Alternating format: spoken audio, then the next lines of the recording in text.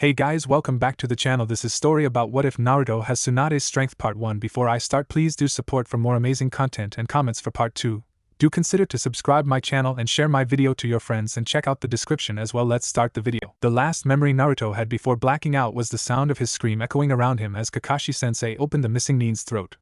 Then it all went dark. You know, Kit, that flesh bag took you out way too easily. And now he had an overgrown fur wrap running off its mouth as well.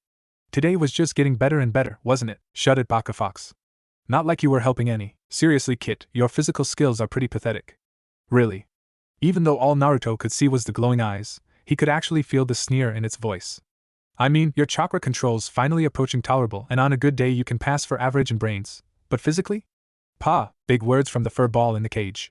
You talking for a reason, or you just bored? No, Kit, I'm offering you a solution. The growling demonic voice was suddenly serious. Allow me a connection to your senses, and I'll make your body into something a little closer to perfection than your current shaved ape form. And I suppose you have no other reason for offering this than the simple desire to smell a flower or taste some ramen, huh? How you pink flesh bags came to rule this world I'll never know, the demon sighed. Look. The technique that pale simian hit you with burned out most of your voluntary nervous system.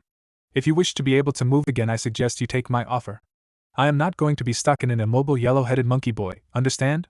As long as I'm going to be fixing you, I may as well make you into something I could tolerate being associated with. Then again, the fox's tone became dry. You could always choose to spend your days lying immobile in a bed with a catheter in an unpleasant place. Naruto was silent for a moment before speaking in a speculative tone. So what changes were you thinking of? Where do I start? Taller, stronger, faster. If you ask nicely, I could have a look for any bloodline limits you might have as well. Taller? You could make me taller? To never be the shrimp again. I'm never going to live this down with the other Bijou. Yes, brat, I can make you taller. Give me your word you won't try to escape or take me over and we can deal, Fox. Oh, and no fox ears or tail or stuff like that. I'll just be watching through your senses, brat, like those TV things. It gets surprisingly boring here in the sewer. You have my word. Why is it a sewer in here anyway? It's not like I have a dirty mind or something. Shaking off his thoughts, Naruto stepped up to the cage. Okay, Fox, what do I do? Tear off about a quarter of the seal to let my chakra flow.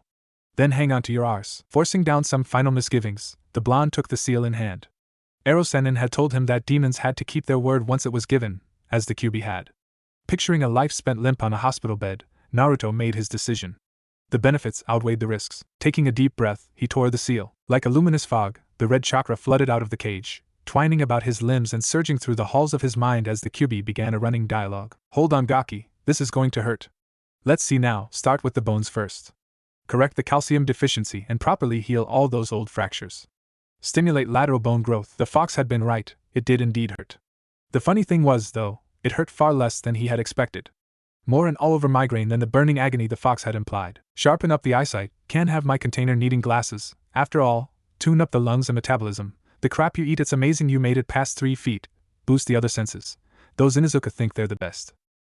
Tweak the immune system. Listening to it ramble, Naruto couldn't help but consider it a good thing that the Kyuubi would be able to share his senses. Fox is getting a bit shack-wacky. No latent bloodline limits. Tough luck, Gaki. Oh well, I'll just make all the changes hereditary. Right, nearly done. Just the stronger, faster, tougher part. Don't bother me, Gaki. It rumbled as Naruto went to speak. This is delicate. Now, strengthen the cell connections and muscle fibers. There are certain comments that, for the safety of all concerned, should not be made. Anyone saying at least it can't get any worse, for example, will generally be swiftly proven wrong by the law of irony. The one asking is that all you've got? Will be hit, the one saying we're out of range will be shot, and the one saying I think we've lost them will be found. Which explains why, mere moments after the Kyuubi's demand of silence, Naruto's nose began to twitch. Panicking, the blonde youth tried vainly to resist as he felt the sneeze building, an act known to be utterly pointless by anyone to make the attempt. No, when the sneeze arrived, all the more powerful for Naruto's attempt to stifle it, it arrived with the force of a hurricane and the volume of an artillery shell. Cho, the following events occurred in quick succession. The Kyuubi, startled, instinctively pulsed its chakra, causing a momentary but sizable surge.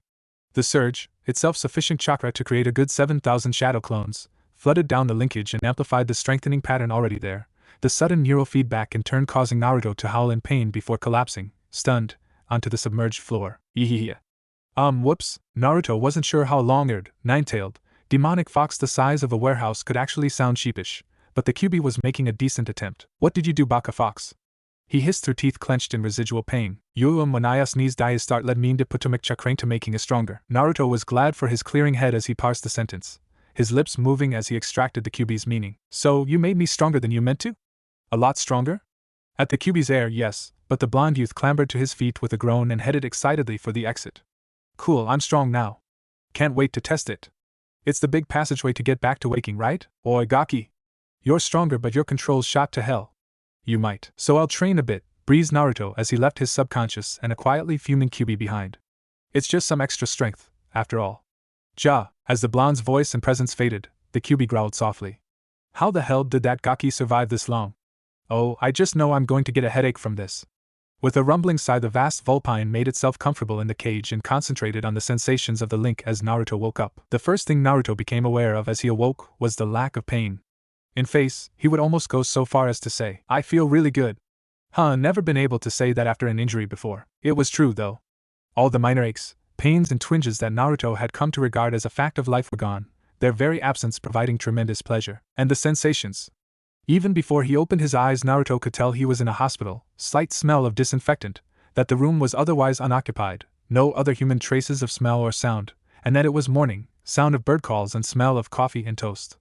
All of these together, plus the texture and clean smell of the sheets, told him he was most likely in the recently designated rookie ward, created when Tsunade noted the injury rate among Naruto's social set and deemed putting them all in one place a more economical option. Opening his eyes not only confirmed his conclusions but made him acutely aware of just what people meant when they used the phrase eyes like a hawk. My God. I was blind before, initially content to lie there and bask in the sensations. The growling of his overly insistent stomach indicated the time elapsed since his last meal. Fumbling for a moment in search of the pager button for an orderly, he uttered a silent prayer that it would be one of the nice orderlies Bachan had been hiring. Crunch. Thought Naruto, gazing at the shards of plastic in his hand. Seems a bit more fragile than I remember. Oh well, he thought as he hopped out of bed and wandered to the door. There should be someone outside. Crunch. As Naruto stood in the doorway, several facts presented themselves. First, and least relevant, the door was now open. Second, the reason that the door was now open was largely due to the fact that it had been torn from the frame. Finally, the doorknob, he noticed upon leaning the stricken door against the wall, was now seriously distorted, with fingerprints pressed into the metal. After staring blankly at the hand responsible for a few moments, the stunned blonde cast his thoughts inward. Hey Fox, you there? Yup. Something in the tone suggested amusement, not that Naruto really cared at that moment. About this door I just tore from the wall without really trying? What about it? Just how much stronger did you make me, Fox? Naruto was quite proud of how level he was keeping his mental tone. Well, I'd already brought you to the highest possible natural strength for your frame, then I was aiming for about 10 times stronger than that. Naruto felt his eyebrow twitch. So how much stronger did you make me? Oh, about 100 times or so. Staggering back to sit on the bed, a glazed look spread over the youth's face. 100 times stronger than the strongest natural human, huh? Well, it's actually more like 113 times. But who's counting? Oh. Cool. Now I can move house. Literally. Ahaha. Kit, come back to me here, growled Naruto's grudging tenant in a worried tone. When the vacant grin and giggling of its jailer failed to cease, the fox concentrated on the sensory link. Damn it, Kit, snap out of it. Sensory feedback. Smack. Ite. What the hell dash? Shut up, Kit. The blonde with the big memories your monkey troop follows is coming. You may as well tell her what happened, she'll figure it out soon enough on her own. Don't tell anyone else though, no sense throwing oil on a fire. And for Inari's sake, get her to find someone to get your muscle control back up. Now look lively, here she comes. As the sound of heavy footfalls grew closer, Naruto felt an instinctive wince beginning to form. I hope she's in a good mood. Looking at the visage of the Hokage, one might be forgiven for thinking her to be calm, collected, and composed. To the eyes of an expert, however, this was most assuredly not the case. Over the years Naruto, and indeed the rest of the Rookie 12, had come to be quite adept at gauging the mood of Konoha's beloved leader. It was clear to the bombastic blonde, therefore, that goofy behavior and loudness would be a bad move at the moment. Such actions, invalid status notwithstanding, would result in an acute case of punched into the plasteritis. No, better to let her speak first. The reader will not be surprised to learn that Naruto's impulse control has experienced a sharp increase during Tsunade's tenure as Hokage. Tsunade's first move, seizing him in a hug that did its best to crush his spine and ribcage into powder, was not unexpected. The lack of the sensation of creaking bone and incipient asphyxiation, on the other hand, was, that's quality work right there. See that? 300 kilograms of pressure and not a crack from that ribcage. QB work. Proof against killer death hugs of doom. Will you keep your crazy contained, Baka Fox? Hey Bachan. Speaking, it seemed, has been a mistake. What the hell do you mean, hey Bachan? How the hell did you get yourself hit with an A-rank torture jutsu on an escort mission? And dash. Rage faded and comprehension dawned in the taller Bon's eyes. Naruto found a shaking finger leveled at him. How the hell are you awake and moving? The jutsu dash. Body prison dash. You should be paralyzed. Naruto scratched the back of his head, chuckling nervously. Hee hee. I got better? Judging from the twitching eyebrow that his answer was insufficient, Naruto sighed, jammed the door back into its frame as best he could, gathering a startled glance from Tsunade, and sat back on the bed. Okay, I got hit with the jutsu, Tsunade sighed. This was shaping up to be a 3-aspirant conversation. Alright, let me go through it again to make sure I understand. You got hit with the body prison jutsu, passed out and woke up in your mindscape, whereupon you met the Kyuubi. Naruto nodded. The Kyuubi, an ancient demon of incalculable power, then offered to fix you up, indeed, improve you, in exchange for a link with your senses. Another nod. During the process of upgrading your body you somehow sneezed, in a mindscape, causing the Kyuubi to accidentally make you some 120 times stronger than normal. You then woke up and, misjudging your strength, ripped the door from its frame. Is that all pretty accurate? Yeah, that's about it. You okay, Bachan? Your eyebrows twitching, Naruto, said Tsunade in a sweet tone that nonetheless sent chills up his spine. When the demon that very nearly destroyed Konoha offered you a boon, did you ever stop to wonder about its motives? Like maybe, escaping from the seal and laying waste to the village? Smoothing hair that had been blown back by the force of Tsunade's roar, Naruto glared defiantly back at her. It sounded like a better option than being a vegetable on a hospital bed for the rest of my life. Besides, he continued more quietly, Kyuubi gave me its word it wouldn't try to escape, and Ero-sennin told me that demons have to keep their words. Tsunade, recognizing further argument to be futile, sighed. Alright, setting that aside for the moment, we're going to have to run a proper examination to gauge the changes you've undergone, organize some physiotherapy, and, gurgle, get you something to eat before you start chewing on the bed sheets. Again. Shizen, yes, Tsunade-sama? Tsunade's dark-haired apprentice asked as she swung the door open to have it fall to the floor with a crash. Stepping in before the sputtered apologies could progress, Tsunade raised her voice. It's alright, Shizen, Naruto did that. Could you head down to Ichiraku's and get 2 Naruto specials? Naruto did that. Of course, Tsunade-sama. I'll be back shortly. Now, Tsunade continued as Shizen left, I'm going to run a diagnostic jutsu to get an idea of the changes the fox made. I'll have Jiraiya check the seal later as well. Now, hold still, hands glowing green with medical chakra, Tsunade leaned forward. Tsunade's expression was an interesting study as her eyes widened and face blanched, before it relaxed into a look Naruto mentally pegged as it could only happen to Naruto. The light of the jutsu fading, Tsunade gave a long-suffering sigh. How do you get into situations like this, Naruto? Recognizing the question as rhetorical, Naruto declined to answer, instead raising an eyebrow in inquiry. So, what's changed, Bachan? Well, you've gained about 20 centimeters in height. Your resting heartbeat is 30 beats per minute, your neural transmission speed is insane, and it looks like you'll never get ill again, the way your immune and digestive systems are now. So I'm taller, faster and healthier? A sigh. Yes, Naruto, you're taller, faster and healthier. And the strength boost? Tsunade mentally cringed. This part would potentially be the hardest to deal with. Yes. Your muscles are considerably denser and your skeleton, tendons and connective tissue have been strengthened proportionally. Essentially, Tsunade decided to summarize, seeing the glazed look creeping onto Naruto's face. You are much stronger and much tougher. You'll probably never break a bone or tear a muscle again. Naruto's expression was rather like the sun coming up. Damn it, Naruto, I have to tell you the drawbacks now. Stop making me feel guilty. The trouble, Naruto, is that you have muscle control only for your former strength. Is that why I accidentally broke the door? Asked Naruto in reply, face creased in a pensive frown. Exactly. It's as though an academy student were suddenly given a Kage's chakra reserves. Too much force with too little control. Nodding as the younger blonde's eyes widened in comprehension, Tsunade continued. I hate to say it, Naruto, but at the moment you're a danger to yourself and those around you. You vitally need to get control of your strength, and I'm not able to teach you. What? But you're stronger than anyone, Bachan. Why can't you teach me? Because my super strength technique is just that, a technique. Since it only activates when I will it, muscle control isn't an issue. No, let me think about this for a moment, Naruto. Tsunade was spared further badgering and a further slump in Naruto's mood by the return of Shizen with the desired ramen. Ramen! Thanks, Shizen-michin. Oh, I can't, why? Crunch splat. Ah. Hot. Startled from her thoughts by Naruto's shriek, Tsunade looked up to behold the frantic Naruto toweling off ramen broth and noodles from his lap, shards of broken crockery festooning the bed, Shizen looking on in worried incomprehension. Ah, right. Shizen, Naruto's unable to control his strength at the moment. You'll have to feed him for the time being, at least until he gets some control back. The choices, Naruto, she snapped over his indignant exclamations, are either being fed ramen by Shizen or having nothing but hospital soup through a straw until your therapy is complete. Mentally comparing the two options suppled, Naruto settled down and prepared to receive the ramen with the respect it deserved. Shizen, for her part, was blushing furiously but unsure why. It's not like I haven't fed patients before, after all. Yes, that's it. Think of Naruto-kun a patient. Picking up the second bowl, and noting Tsunade's foresight at specifying 2 bowls, she took up some noodles in the hashi and held it out to the blonde. Here you are, Naruto-kun. Open wide. Salivating, Naruto took the noodles into his mouth. Crunch, crunch? Ramen doesn't go crunch. What the hell, were you really that hungry, Naruto? Asked Shizen shakily, staring at the now shorter chopsticks. Naruto sheepishly spat the bitten off ends into his hand. Sorry. Shrugging, the dark-haired medic picked up the other pair of hashi and resumed the process of transferring ramen from bowl to belly, its recipient taking care to keep his teeth at a distance. The feeding progressing apace, Tsunade timed the pair out and began to ponder. Okay, training the kid in his strength. I can't do it. Jiraiya's had too much influence over him as it is, and he's a ninjutsu specialist anyway. Casting her mind through the ranks of Chunin and Jounin, the blonde Hokage grew more and more frustrated. Kurenai?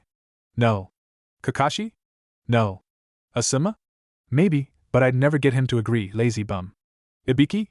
No. Enko? No. BRRR, hate? No. Damn it, curse the ninjutsu focus of this village. I need a taijutsu specialist. Oh no. Blanching, Tsunade racked her brain, trying desperately to think of someone, anyone else, to no avail. Please Naruto, forgive me for what I must do. A loud and satisfied sigh indicated that the ramen transfer procedure was complete. Clearing her throat, Tsunade gained the attention of her assistant and surrogate brother. Shizen, go to Training Ground 17 and inform Mato Guy that I wish to speak with him concerning Naruto's training ASAP. Hi Tsunade-sama, you want Super Bushy Brows to train me? Asked Naruto as Shizen left, his tone equal parts thoughtful and worried. Yes Naruto, though you will call him Guy-sensei, understand? At his nod she continued. As a taijutsu specialist he has an intimate knowledge of muscle control, which makes him your best bet for training in the village. But I swear, if I see so much as a hint of green spandex or flames of youth, there will be a reckoning. Yeah. Guy-sensei trained Lee, and Lee's really strong, so he could probably train me really well. Ain't like Kakashi-sensei'll train me, after all. The last was almost whispered by the younger blonde, but one did not become Hokage without being able to listen, and Tsunade was forced to stifle a growl at the thought of the cyclopic shinobi. If he weren't so skilled I'd have fired him for his attitude alone. About to step in to break Naruto from his silence, she was preempted as the hyper-blonde bounded from the bed with a cry of oh yeah. I haven't even looked at the changes yet as he headed for the attached bathroom in search of a mirror. Naruto, be careful of the crunch door. Never mind, this was a hospital. Surely they had aspirin somewhere. Naruto sheepishly leaned the stricken door against the wall and slipped into the small room. Yada! I'm taller. For all his complaining, for all the inconvenience the fox's changes looked like bringing, he had to admit that when it came to body sculpting the big fur ball did good work. As Tsunade had said, he stood a good 20 centimeters taller. Beyond that, he was broader of shoulder, tighter of stomach and longer of limb. The baby fat had left him, replaced with sharply defined, and quite obviously effective, muscle. His hair, still in spikes that defied both control and gravity, now reached past his shoulders in a yellow mane. Huh. Oh, fox, yeah brat, why'd you make my hair longer? It's not like it has anything to do with being stronger or faster or anything, because long Harry's cool and manly responded the QB in the slow, clear tones used when addressing idiots and fans of reality television. A naked ape like you needs all the help you can get. It's only a pity you're too young for a beard. Naruto pictured himself with waist-length hair and a blonde beard and felt a chill. Nope, I don't think I want to go any further with that line of thought. Naruto's rumination was interrupted by the sound of approaching thunder, interspersed with the occasional shout of youth. Sounds like Super Fuzzy Brows is here. Better head back out. Carefully edging around the door and back into the main room, he had just climbed hack into bed, crushing a railing in the process, when a green spandex-clad typhoon arrived. Yash! As I promised your most youthful apprentice, Hokage-sama, I have arrived. Aspirin. Lots of aspirin. Big aspirin? Right, guy. Tsunade muttered to herself before straightening. Naruto has suffered a complication from a paralysis jutsu, leading to his muscle density and reaction time exceeding his control. You are to train him until his control is back to scratch. Tsunade's heart sank at the look of incomprehension on the Jounin's face. Let me, Bachan. Lee taught me to speak a little youth. Naruto cleared his throat. I'll need a wash after this, I just know it. Guy-sensei, our youthful Hokage wishes you to train me. My flames of youth have recently flared into a conflagration beyond my ability to control. Your youthful training skills are needed to restore my youthfulness to balance. I feel so dirty. There, Kit. It'll be okay. Ah. I see, cried the exuberant Jounin as understanding dawned. Of course I shall train you. Arrive at Training Ground 17 after your team meeting and I shall begin your youthful training. I shall now go and prepare. By your leave, Hokage-sama? Guy bounded from the room at Tsunade's wordless nod, passing a stunned-looking Shizen in the corridor. You have a gift for languages, huh Naruto? Tsunade queried in a slightly vacant tone. I don't want to talk about it. The sound of grumbling interspersed with stomping footfalls filled the air as Naruto trudged toward training ground 17. Stupid team. Not my fault they didn't believe me. Had a letter from Bachan, but knew, Naruto can't possibly have gotten stronger, rassum frassum. The astute reader will note that Naruto was in rather less than a good mood. Such an observation would be the truth. In fact, the blonde demon container would be forgiven for thinking that the world, Kami and causality itself were all against him, a myriad small events conspiring to bring him down. The first of these had been waking up. Under normal circumstances a pleasant experience. In this case he had accidentally put a fist through a wall as he stretched, for which he was yelled at by a nurse. Taking a shower had resulted in cracked tiles, 3 towels torn to shreds, a tap accidentally folded closed, and another scolding. Shizen's arrival to feed him breakfast, though still embarrassing and regrettably ramenless, came as a relief, as the orderly didn't seem so gung-ho about yelling at him with the Hokage's apprentice present. And then there was the meeting with the rest of Team 7.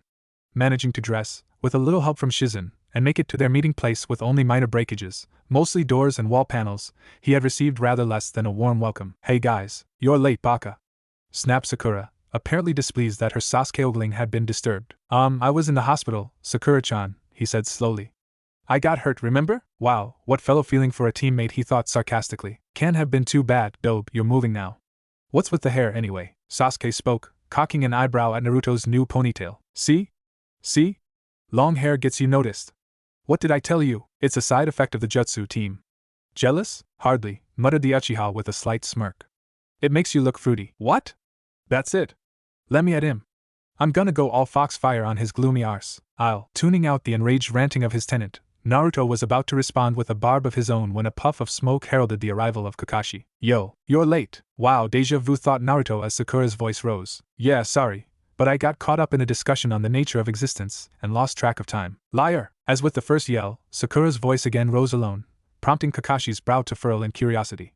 Not that anyone but he could tell, of course. Okay, anyway, sparring now. Sakura with Sasuke and Naruto with me. As good a time as any to bring it up, Naruto supposed. Ano-sensei, I have training with Team 9 today, so I gotta go. Hold it, Naruto snapped Kakashi as the blonde turned to leave. I understand that you might not want to spar with me, but please don't make up poor excuses. Pot to kettle, me bag. Gritting his teeth, Naruto forced his tone to remain light. It's not an excuse. Some effect of that jutsu made me a lot stronger, so now I have to train with Gai-sensei to get my control back. Bachan gave me a letter. Look, get serious, Dobe. That's the worst excuse you've come up with yet. Giving the letter carried in a thick steel box to prevent inadvertent crushings, a cursory glance, Kakashi cut off Naruto's rejoinder lazily. Well, this all looks authentic, but Naruto is the one who forged a note for half of ANBU to receive compulsory head lice treatments. Naruto chucked gently. Ah, good times. All those shiny ANBU scalps glinting in the sun. So I'll spar one round with Naruto to determine the truth. What? Naruto made one final plea for sanity. Seriously, Kakashi-sensei, it's a bad idea. Can't I just crush a rock or something? Too late. Kakashi was already rushing at him, fist arching toward his face. Giving a startled yell, Naruto swung his fist out on instinct. Thud smack. I told him. I told all of them. But did they listen? No. Kakashi had eventually prized from the tree trunk in which he had been embedded and taken to hospital to have his broken ribs, torn muscles, sprains, and concussion treated. Upon learning the reasons for his injuries, Tsunade had him promptly admitted to her new moron's ward. Sakura, upon seeing her sensei temporarily tree-bound, promptly smacked Naruto about the head, resulting in bruised knuckles for her and a new appreciation for the fox's changes for him. Unfortunately, Sakura seemed to view this as a challenge, prompting her to issue fists in favor of a tree branch, the effects of which managed to make it through his new skull. Explain to me why you like that pink-haired monkey, kid? Her calm, kind and forgiving nature, no doubt. Sometimes I wonder myself, Foxy sighed wearily. Quite often lately, in fact. Sure, it was Sakura's energy that had caught his eye to begin with, but having that energy focused on him in the form of blows and criticism wasn't quite what he'd been hoping for. A little like lightning, he thought. Beautiful and exciting from a distance, but something of a health hazard at too close a range. Poetic. Nice to see you can use your brain for more than keeping your skull from caving in. Shut it, Fox. Usagi no Suki called. He wants his ears back. Taking a vindictive pleasure from the angry spluttering of his tenant, Naruto arrived at the training ground. Now, if I were a pair of eyebrows with a ninja attached, where would I dash? Welcome, Naruto Keiyuen. His fists planted on his hips, Guy straightened from where he had appeared. Directly behind Naruto. Ah, Naruto-kun, it is good to see your youthful self. Come, let us tame your youthful energy though rigorous training. Guy's manly spiel tapered off as he noticed that his youthful charge was no longer before him, having leaped into the foliage at his dramatic entry. Naruto-kun? Are you alright, my youthful student? I'm fine, Guy-sensei, called Naruto from the branch he was hugging some 20 meters up. I'll be down in a short while, but I'm going to stay here and twitch for a few minutes, if that's alright. Guy beamed in relief. His youthful pupil had not abandoned his training. Yash, quite alright, Naruto-kun. I shall go and fetch the rest of my youthful team, that your training may be combined with theirs into a great flame of youthful energy. I go, his final yell echoing through the trees, and causing a flock of birds to bolt from the canopy in panic. The enthusiastic Jounin left at a gallop. That guy scares me, Kit. Me too, Fox. Me too. Several minutes later saw Naruto out of the tree and facing Team Guy. A round of exuberant, reserved, Neji, and friendly, Tenten greetings later, Guy got down to business. Yash. The youthful Naruto-kun has, as the result of a most unyouthful kenjutsu used upon him, gained great powers of physical youth. Wow, he can actually speak in capitals. Scary. Sadly, Guy continued, Naruto-kun's flames of youth are burning uncontrolled. We shall skillfully train him to tame his youthfulness to his will. Yash. Naruto-kun's youth will shine forth brightly. I shall assist him. If I cannot, I will walk up Hokage Monument backwards. Guy-sensei, Tenten, recognizing the warning signs, grabbed Naruto's sleeve urgently. Naruto. Look away if you value your sight. Turning just in time, the blonde youth shuddered at the knife-edged shadows cast by the sunset, and see genjutsu. You should thank the bun girl, Gaki. Some things even I can't heal. Noting that the light had faded, Naruto cast Tenten a grateful smile and looked to the green-clad duo once more. So, the first thing we must do is ascertain the limits of your new strength and control. Naruto-kun, please punch that training log as hard as you can. Hi, Guy-sensei, replied the blonde, a slight trepidation in his voice. Taking a deep breath to stifle his nerves, he drew back a fist and swung. Guy-sensei, I have located the training log. Guy tapped the mouthpiece of his headset. A most youthful device, he thought. Yes, Neji-kun, where is it? There was an uncharacteristic amusement in the Hyuga's tone as he responded. It landed in the merchant district. No casualties, but it destroyed the latest shipment of the Ika Ika series. All pulverized, Guy felt a moment's inner conflict. It was against the ways of youth to take pleasure in the misfortunes of another. On the other hand, the books his eternal rivals so enjoyed were most unyouthful. Compromising, Guy allowed himself a brief, satisfied chuckle. Oblivious to his sensei's inner struggle, Neji continued his report. I've explained it as a training mishap and instructed the merchant to request compensation from the Hokage's office. I'm returning now. Very good, Neji-kun. Over and out. Turning to an amused Tenten and rather embarrassed Naruto, the great green beast smiled encouragingly. Do not be ashamed, Naruto-kun. We shall learn from this and go to a more distant training ground for future training. Now let us move on to Ano-sensei? Interjected Tenten, rising to her feet. Could we see how Naruto can handle missile weapons? Why, Tenten-chan? Wouldn't stronger just be stronger? Asked Naruto in a curious tone. No. Not at all.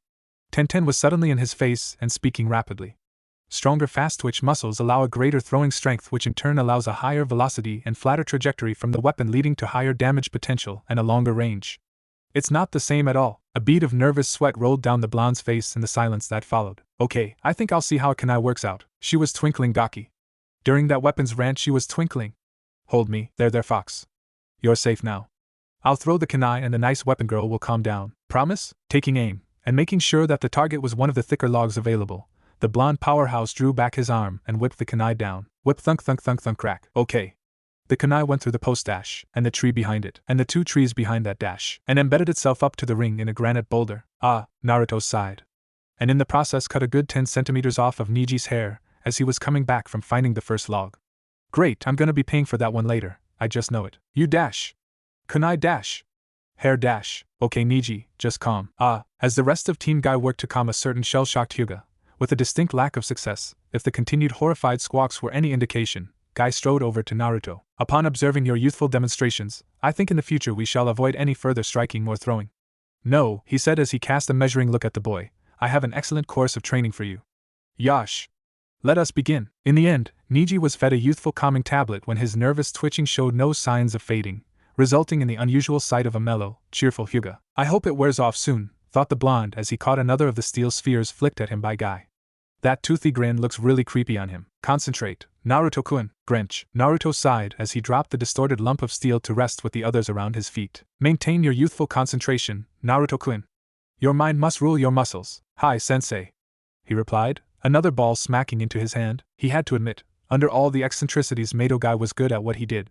After sending Neji into chemical calmness, the green-clad Jounin had started Naruto off on controlled training. Naruto's task was to catch the hollow steel spheres thrown at him without either dropping or crushing them. To add a further element of difficulty to the task, he was then to throw the spheres at the one remaining training log, without either punching them into or through it. Guy had explained, upon noting Naruto's look of bafflement, that this would teach him to control both his gripping and arm strength, these being the most immediately important for social interaction. That made sense. The trouble was that he didn't seem to be improving. Sure, it was a bit absurd to expect leaps and bounds in the first day of training, but surely there should have been some improvement. But no. The ground around him was littered with squashed steel lumps, and the training log looked as though it had faced an assault by giant termites. Fortunately, Naruto was spared further frustration by the arrival of Shizen bearing an amused expression and a bento. Well, I can see you've been busy, Naruto-kun. Kakashi will probably be out of traction in a week or two, if you were wondering. Now, she gestured him closer as she unwrapped the bento. It's time for lunch. An excellent idea, Shizen-san.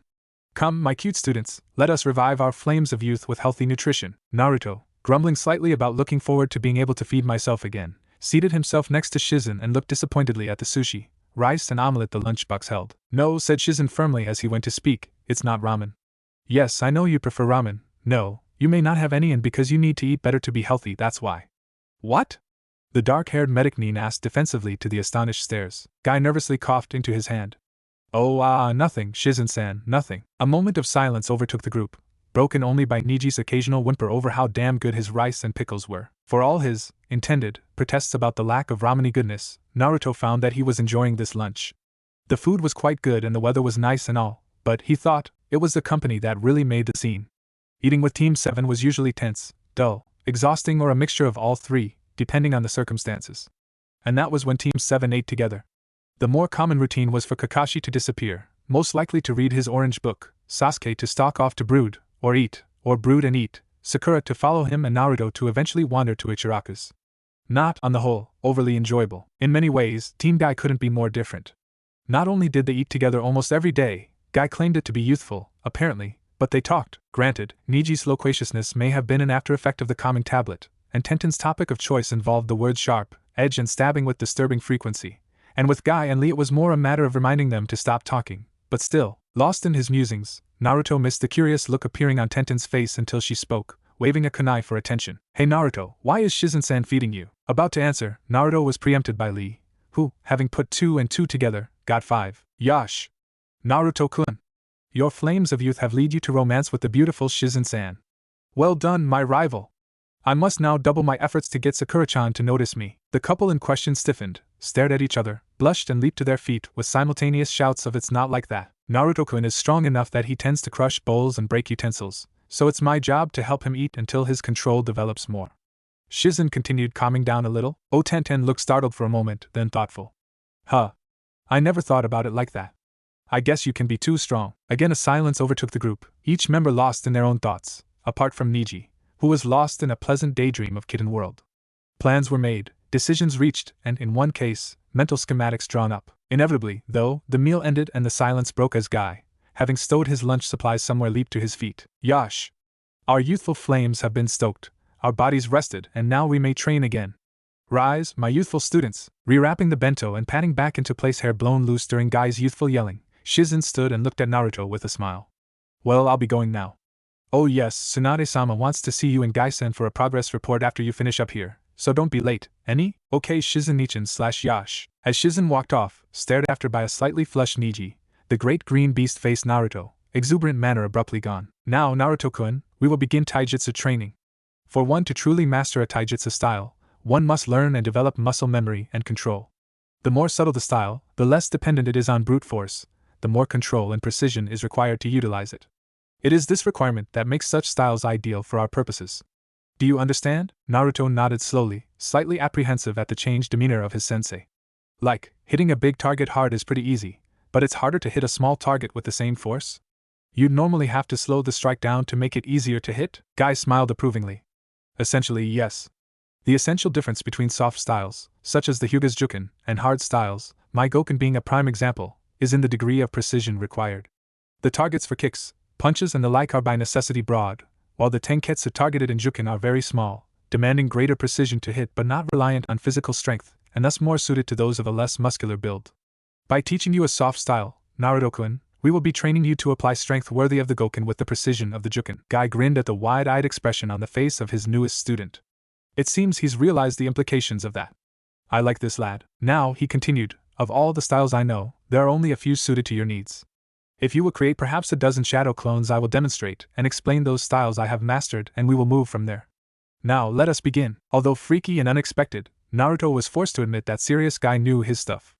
Explaining the moves and styles used while in pitched battle with his clones, who, as they had discovered when a deflected kick left a clone embedded knee-deep in a tree, shared every jot of Naruto's new strength, Guy had eventually concluded that the Silent River style best suited the blonde. After dispelling the final clone in a move that resembled nothing so much as skipping a stone, he had explained that Silent River mimicked the motions and attitude of flowing water, spiraling around obstacles, entrapping and slowing enemy motion and ultimately drowning the opponent's ability to fight. Hearing Gai-sensei's explanation, Naruto concluded that Silent River sounded pretty cool. A soft style would have to be less tiring than the hard ones, too. Right, that thought lasted right until the moment training started. Guy had, somehow, rigged up a series of rope-suspended logs from the branches above and set them to swinging at Naruto as he walked below them. The goal, apparently, was to circle around the logs like a leaf in a stream and tap them as they went past, applying just enough force to give them another swing, but not so much that they orbited their branch until they ran out of rope, as had happened to the first log, and the second. The third log avoided this fate via the unfortunate occurrence of Naruto failing to avoid it, resulting in him being launched head over heels into Tenten, who had been conducting target practice just a little too close. It had, he thought later on, been an interesting experience. Though clearly embarrassed and a little angry, she'd gone red in the face. That meant she was angry, right? Tenten had not pounded him into the ground, had not called him lots of nasty names, and had not, in fact, gotten mad at him at all. Sure, she'd shoved him off good and quick, he'd been afraid to push off himself for fear of hurting her, but she'd accepted his apology, helped him up, and calmly gone back to her training. How he thought as he moved through a basic kata Guy has assigned him to practice. Maybe it's just Sakura and Ino who react like that. Oh, and Bachan, but she's used to Arrow Sennin, after all. That reminds me. I've got a favor to ask. Instantly wary, Naruto responded. What is it? I want you to get me a copy of Mumble Mumble. A copy of what? Mumble Mumble. Speak up, you overgrown rug. A copy of ICHA. Damn it. Naruto froze in mid-kata. The demon sealed within me is a pervert. It is now official. I am in hell. Come on, Kit, just the first volume. Please? I'm bored. Peh. Arrow Kitsune. Naruto mentally snorted as he started the kata once again. I'll make it worth your while. The growling, demonic voice made a valiant effort to sound wheedling. How? Naruto cursed as he stumbled in the drifting footwork demanded of the kata, and reset his stance. The ramen world dream, every night for a week? No deal, replied Naruto as he clumsily attempted a spiraling palm sweep. I get that dream anyway. The use of a tail of my chakra on demand? Naruto swung backwards in an evasive move, nearly falling over, and considered for a moment before responding. Tempting, but no deal. Just one more thing to learn to control. Okay. How about I teach you an art of reading people, strategy, wit and intuition? Naruto paused again. He was fairly sure the old flea bag was trying to pull a fast one, but that honestly sounded like a pretty useful skill to learn. Okay, assuming I even agree to this, where's this training going to happen? And how would I get the book to you in the first place? In your mindscape while you're sleeping, Kit. As for the book, make a shadow clone while you're holding it, then dispel the clone while concentrating on it coming here and voila. Okay, deal. But this better be a really cool and useful skill. And if I hear so much as one perverted giggle out of you, I'm coming in there with a hedge trimmer and shaving you bald, understand? Yeah. Get started on that kata again, Gaki. The green one's coming back. Observing the young blonde's form as he struggled with the drifting motions the style required, Guy found himself impressed. Young Naruto-kun showed an admirable work ethic, facing the tasks assigned him with a determination rare in one so young, trusting in his sensei that they would be to his benefit. Noting that Naruto had finished the kata, in a circling step that nearly dropped him on his backside, the green-clad jounin clapped his hands for attention. Yash! Naruto-kun, you have impressed me with your youthful drive. Practice that kata 5 times before you retire at night, and a further 5 upon rising in the morning, and I am confident you will have it mastered within a week. Naruto-kun, your flames of youth are an inspiration to me, shouted Lee from where he had materialized next to Guy. I am proud to have you as an eternal rival. Naruto-kun, Lee, Naruto-kun, Lee dash, Naruto-kun, Lee, yes? Naruto gestured to Guy, who was glowering at his mini-me with an ominous twitch in one eyebrow. I think Guy-sensei was still talking. Oh. Sorry. With a final warning glance at Lee, Guy continued, facing the 2 final members of the team. Training Naruto-kun has been classified an ongoing A-rank mission for us, so we shall meet here at 0630 hours until Naruto-kun has properly tamed his flames of youth. Now Team 9 dismissed. Neji, ensure that you get lots of sleep tonight. Kittens, Tenten, We will be needing at least 100 more training spheres. I hope that will not be a problem. The bun-haired girl shook her head with a smile. No problem, Guy-sensei. Dad said it makes a nice change from making kunai all the time. Your dad makes kunai? Asked Naruto, impressed. Yeah, replied Tenten with a broad grin. He's a weaponsmith, one of the best in the village. Higurashi arms and armor. Drop by sometime, I'll give you a tour. Special teammate of Tenten discount too, if you're good. I'll definitely come by. Thanks, Tenten-chan. With a parting smile, Tenten swiftly collected the lumps of discarded steel into a sack and wandered off, leaving Naruto to his thoughts. Well, that makes some sense. All those pointy things would have cost a fortune if she'd had to buy them at the regular outfitters. His musings were interrupted by Guy's hand on his shoulder. Nodding at the unspoken message, the orange youth set off beside his sensei to their audience with the Hokage, as Lee's shouting, something about showing his flames of youth to the lovely Sakura-chan. Now that just sounded weird, faded into the distance. Naruto again fell into introspection. Well, they're different and a bit odd, but I like this team. He smiled. I think I'm gonna enjoy this training. Most people, looking at Team Guy, would be quick to categorize them, and equally fast to assume that their assessment was complete and accurate. Guy, Konoha's insane azure beast, a green-loving, youth-obsessed taijutsu enthusiast. Lee, Guy's clone, or protege if they were feeling charitable, assigned to some that craziness was communicable. Neji, the textbook Hyuga, stoic, quite elitist. And Tenten. Tenten? Oh, the weapons girl on Guy's team, the tomboy with the armory of things that go stab. There was something about being a shinobi, Tenten thought, that led one to be typecast by others. Once you joined a team, it wasn't long before some ability, habit, preference, or quirk was noted, and then good luck escaping the nickname. And on the surface, these assessments were accurate enough, if pretty shallow.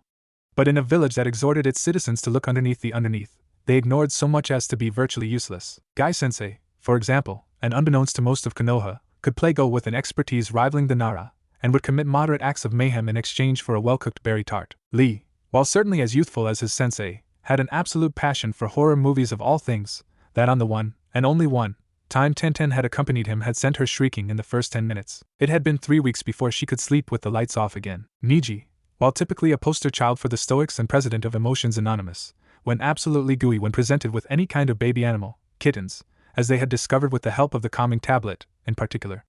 Tenten had seen his room once after helping him back after an injury. The sight of shelf upon shelf of stuffed animals next to a kunai rack would, she was certain, remain with her for life. And then there was Tenten herself. Tomboyish. Tough. Weapons specialist. And that was generally all most people cared to learn about her. Had they investigated a little further, as indeed her teammates had, they might learn of her idolizing of Tsunade-sama, the slug Sannin. Or the fact that, while she rather liked snakes, and had only a little fear of spiders, the sight of a snail would leave her quivering with horror/disgust. But the one thing that no one knew, not her parents, not her teacher, not her teammates, was that Higurashi Tenten was a romantic. Not in the sappy, oh brooding, gloomy yet still noble prince, please rescue me and sweep me off on your white horse way, of course. She might be a romantic, but she was still a Kunoichi, after all. No, Tenten was one who admired the underdog, the one who tried hard and never gave up. The ones who had experienced pain, loss, hardship, and yet were still standing strong, which was the reason Tenten was currently in her father's forge, laboring with hammer, lathe, furnace, file and quench. I bet Naruto'll just love these, she thought as she lowered the hollow cylinder into the brine, clouds of steam flashing up as it cooled. It would be safe to say that Naruto had impressed the bun-haired girl. Sure, she'd been awed when the orange super ball had beaten Neji in the final Chunin exam, but she was a staunch follower of the don't judge em till you know em school of thought. Basing a character assessment off a single fight was just stupid. Yesterday's training had, in fact, been the first time she'd really talked with the blonde youth, and she was favorably impressed.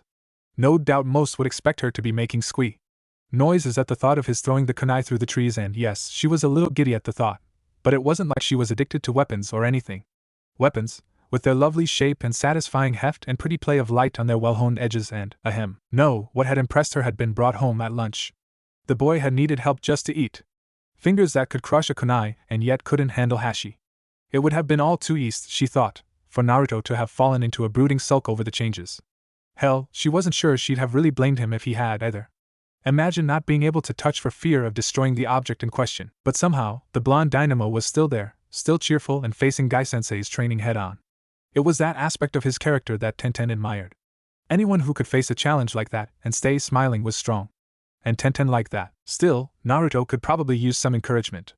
Which was just what one Higurashi Tenten intended to deliver. Waking from her reverie and glancing at the clock, The bun-haired blacksmith quickly wrapped her creations in a cloth and trotted out the door and off to her team meeting. Yeah, Naruto's going to love them. Smack swish thwack, smack swish thwack, smack grnch. Damn it, concentrate, Naruto-kun, smack swish crunch. Gra, cheer up Naruto. At least it didn't punch right through this time. Thanks Tenten-chan. Despite his frustration at yet another sphere embedded in the new training log, Naruto smiled. He was improving. Where before the log had been essentially pureed and the crushed spheres had formed drifts around his feet, today his control had improved enough that the log was, if perforated, at least still standing. The training balls at his feet only numbered in the dozens. As well, good work, my youthful student, boomed Guy with a proud look. Your youthful control is improving already. Now perform the first kata of Silent River as smoothly as you can and we shall stop for our noonday meal. The sunny blonde grinned broadly as he began the swirling motions of the dance of the windswept pool. Today was good. He was improving, albeit slowly. No one was criticizing or yelling at him. Guy-sensei didn't count. That was shouting, not yelling. Very different thing, and best of all, Shizen-nichan had, after some pleading and the use of puppy eyes no jutsu, agreed to bring ramen for lunch. Water. Move like water, he thought, stepping through the quiet, spiraling motions of the kata. Thinking of Shizen brought his mind back to the meeting last night. Truth be told, Guy-sensei's report had both shocked and pleased him. Up until then, only Iruka-sensei had been quite that openly positive about his progress and training. The academy teachers had done their level best to keep him ignorant and demoralized. Kakashi-sensei hardly ever trained his team at all, and Ero-senin would occasionally mutter something on the theme of not bad, gaki, while giving the impression that it was actually painful. Guy-sensei's assertion that he would regain moderate control inside of 2 months at his present rate of progress, therefore, came as an exceedingly welcome but unexpected surprise. Only his now instinctive fear of the sunset and sea genjutsu kept him from emulating Lee and leaping at his teacher with a yell of Guy-sensei. Well, that and the warning glance cast at him by Bachan, a glance promising bad things should he not reconsider, and the fact that performing a rock leaf flying hug with his present control would most likely result in the messy bisection of Konoha's great green beast. That too. Still, Naruto could tell from their expressions that they knew how he felt. Backstep evasion, palm strike. The kata was a bit smoother today. A good sign. Oh Yuko, you naughty girl. Naruto's eyebrow twitched as he struggled to maintain the smooth motions required. What did I say about the giggling arrow fox? Empty threats, Gaki? You really want to risk coming inside the seal with me, the Kyubi no Kitsune? Spiral step, knee strike. I don't need to, Fox. I can bring you down with 6 simple words. Ha! You think you can scare me? Chortled Naruto's nine-tailed tenant. I'd like to see that, the blonde smirked. Remember Fox, you asked for it. Hey Tenten-chan, what's your favorite weapon? Somehow, Naruto could tell the Kyubi had gone chalk white. No, I take it back. Please, not the twinkling. Not the twinkling, too late for that, Fuzzy. Naruto chuckled inwardly as he stepped through the final motions of the kata, Tenten's excited spiel music to his ears. Break the rules, pay the price. This is cruel and unusual punishment, and you know it. It was interesting, he thought as Tenten continued chattering through the lunch preparations, that she could talk about weapons for so long, and yet not have it get boring. When Naruto's thoughts on weaponry to date could be essentially summed up as kunai, shuriken, exploding tags, all good, Tenten's impassioned dialogue on the merits of kusarigama, tanfa, katar, chakram and any number of others he never even heard of was opening his eyes. But on the whole, I think I like swords the best, because of the versatility. Oh thank you, Inari-sama. Thank you? Suck it up, Fox. You brought this on yourself. Ah no. Naruto-kun? Said Tenten, uncharacteristic hesitation in her voice. No, please, no more. Yeah, Tenten-chan? Ignoring the questioning looks from her teammates as they unpacked their lunches, the bun-haired Kunoichi drew a wrapped bundle from somewhere and handed it to him with a nervous smile. Shizen-san said you had trouble eating because bowls and stuff are too fragile, right? Well, I thought about it and made these for you and I hope you like them. Handing the bundle to the blonde, Tenten busied herself with her bento and made a valiant effort to hide her blush. Damn it, what the hell was that? She silently berated herself. It's just a gift to help him eat, so why the hell am I acting like I'm giving him chocolates on Valentine's for Kami's sake? Gah! Ignorant of his friend's inner rant, Naruto excitedly unwrapped the bundle. His eyes widened. Tenten-chan, this. He doesn't like it? He doesn't like it.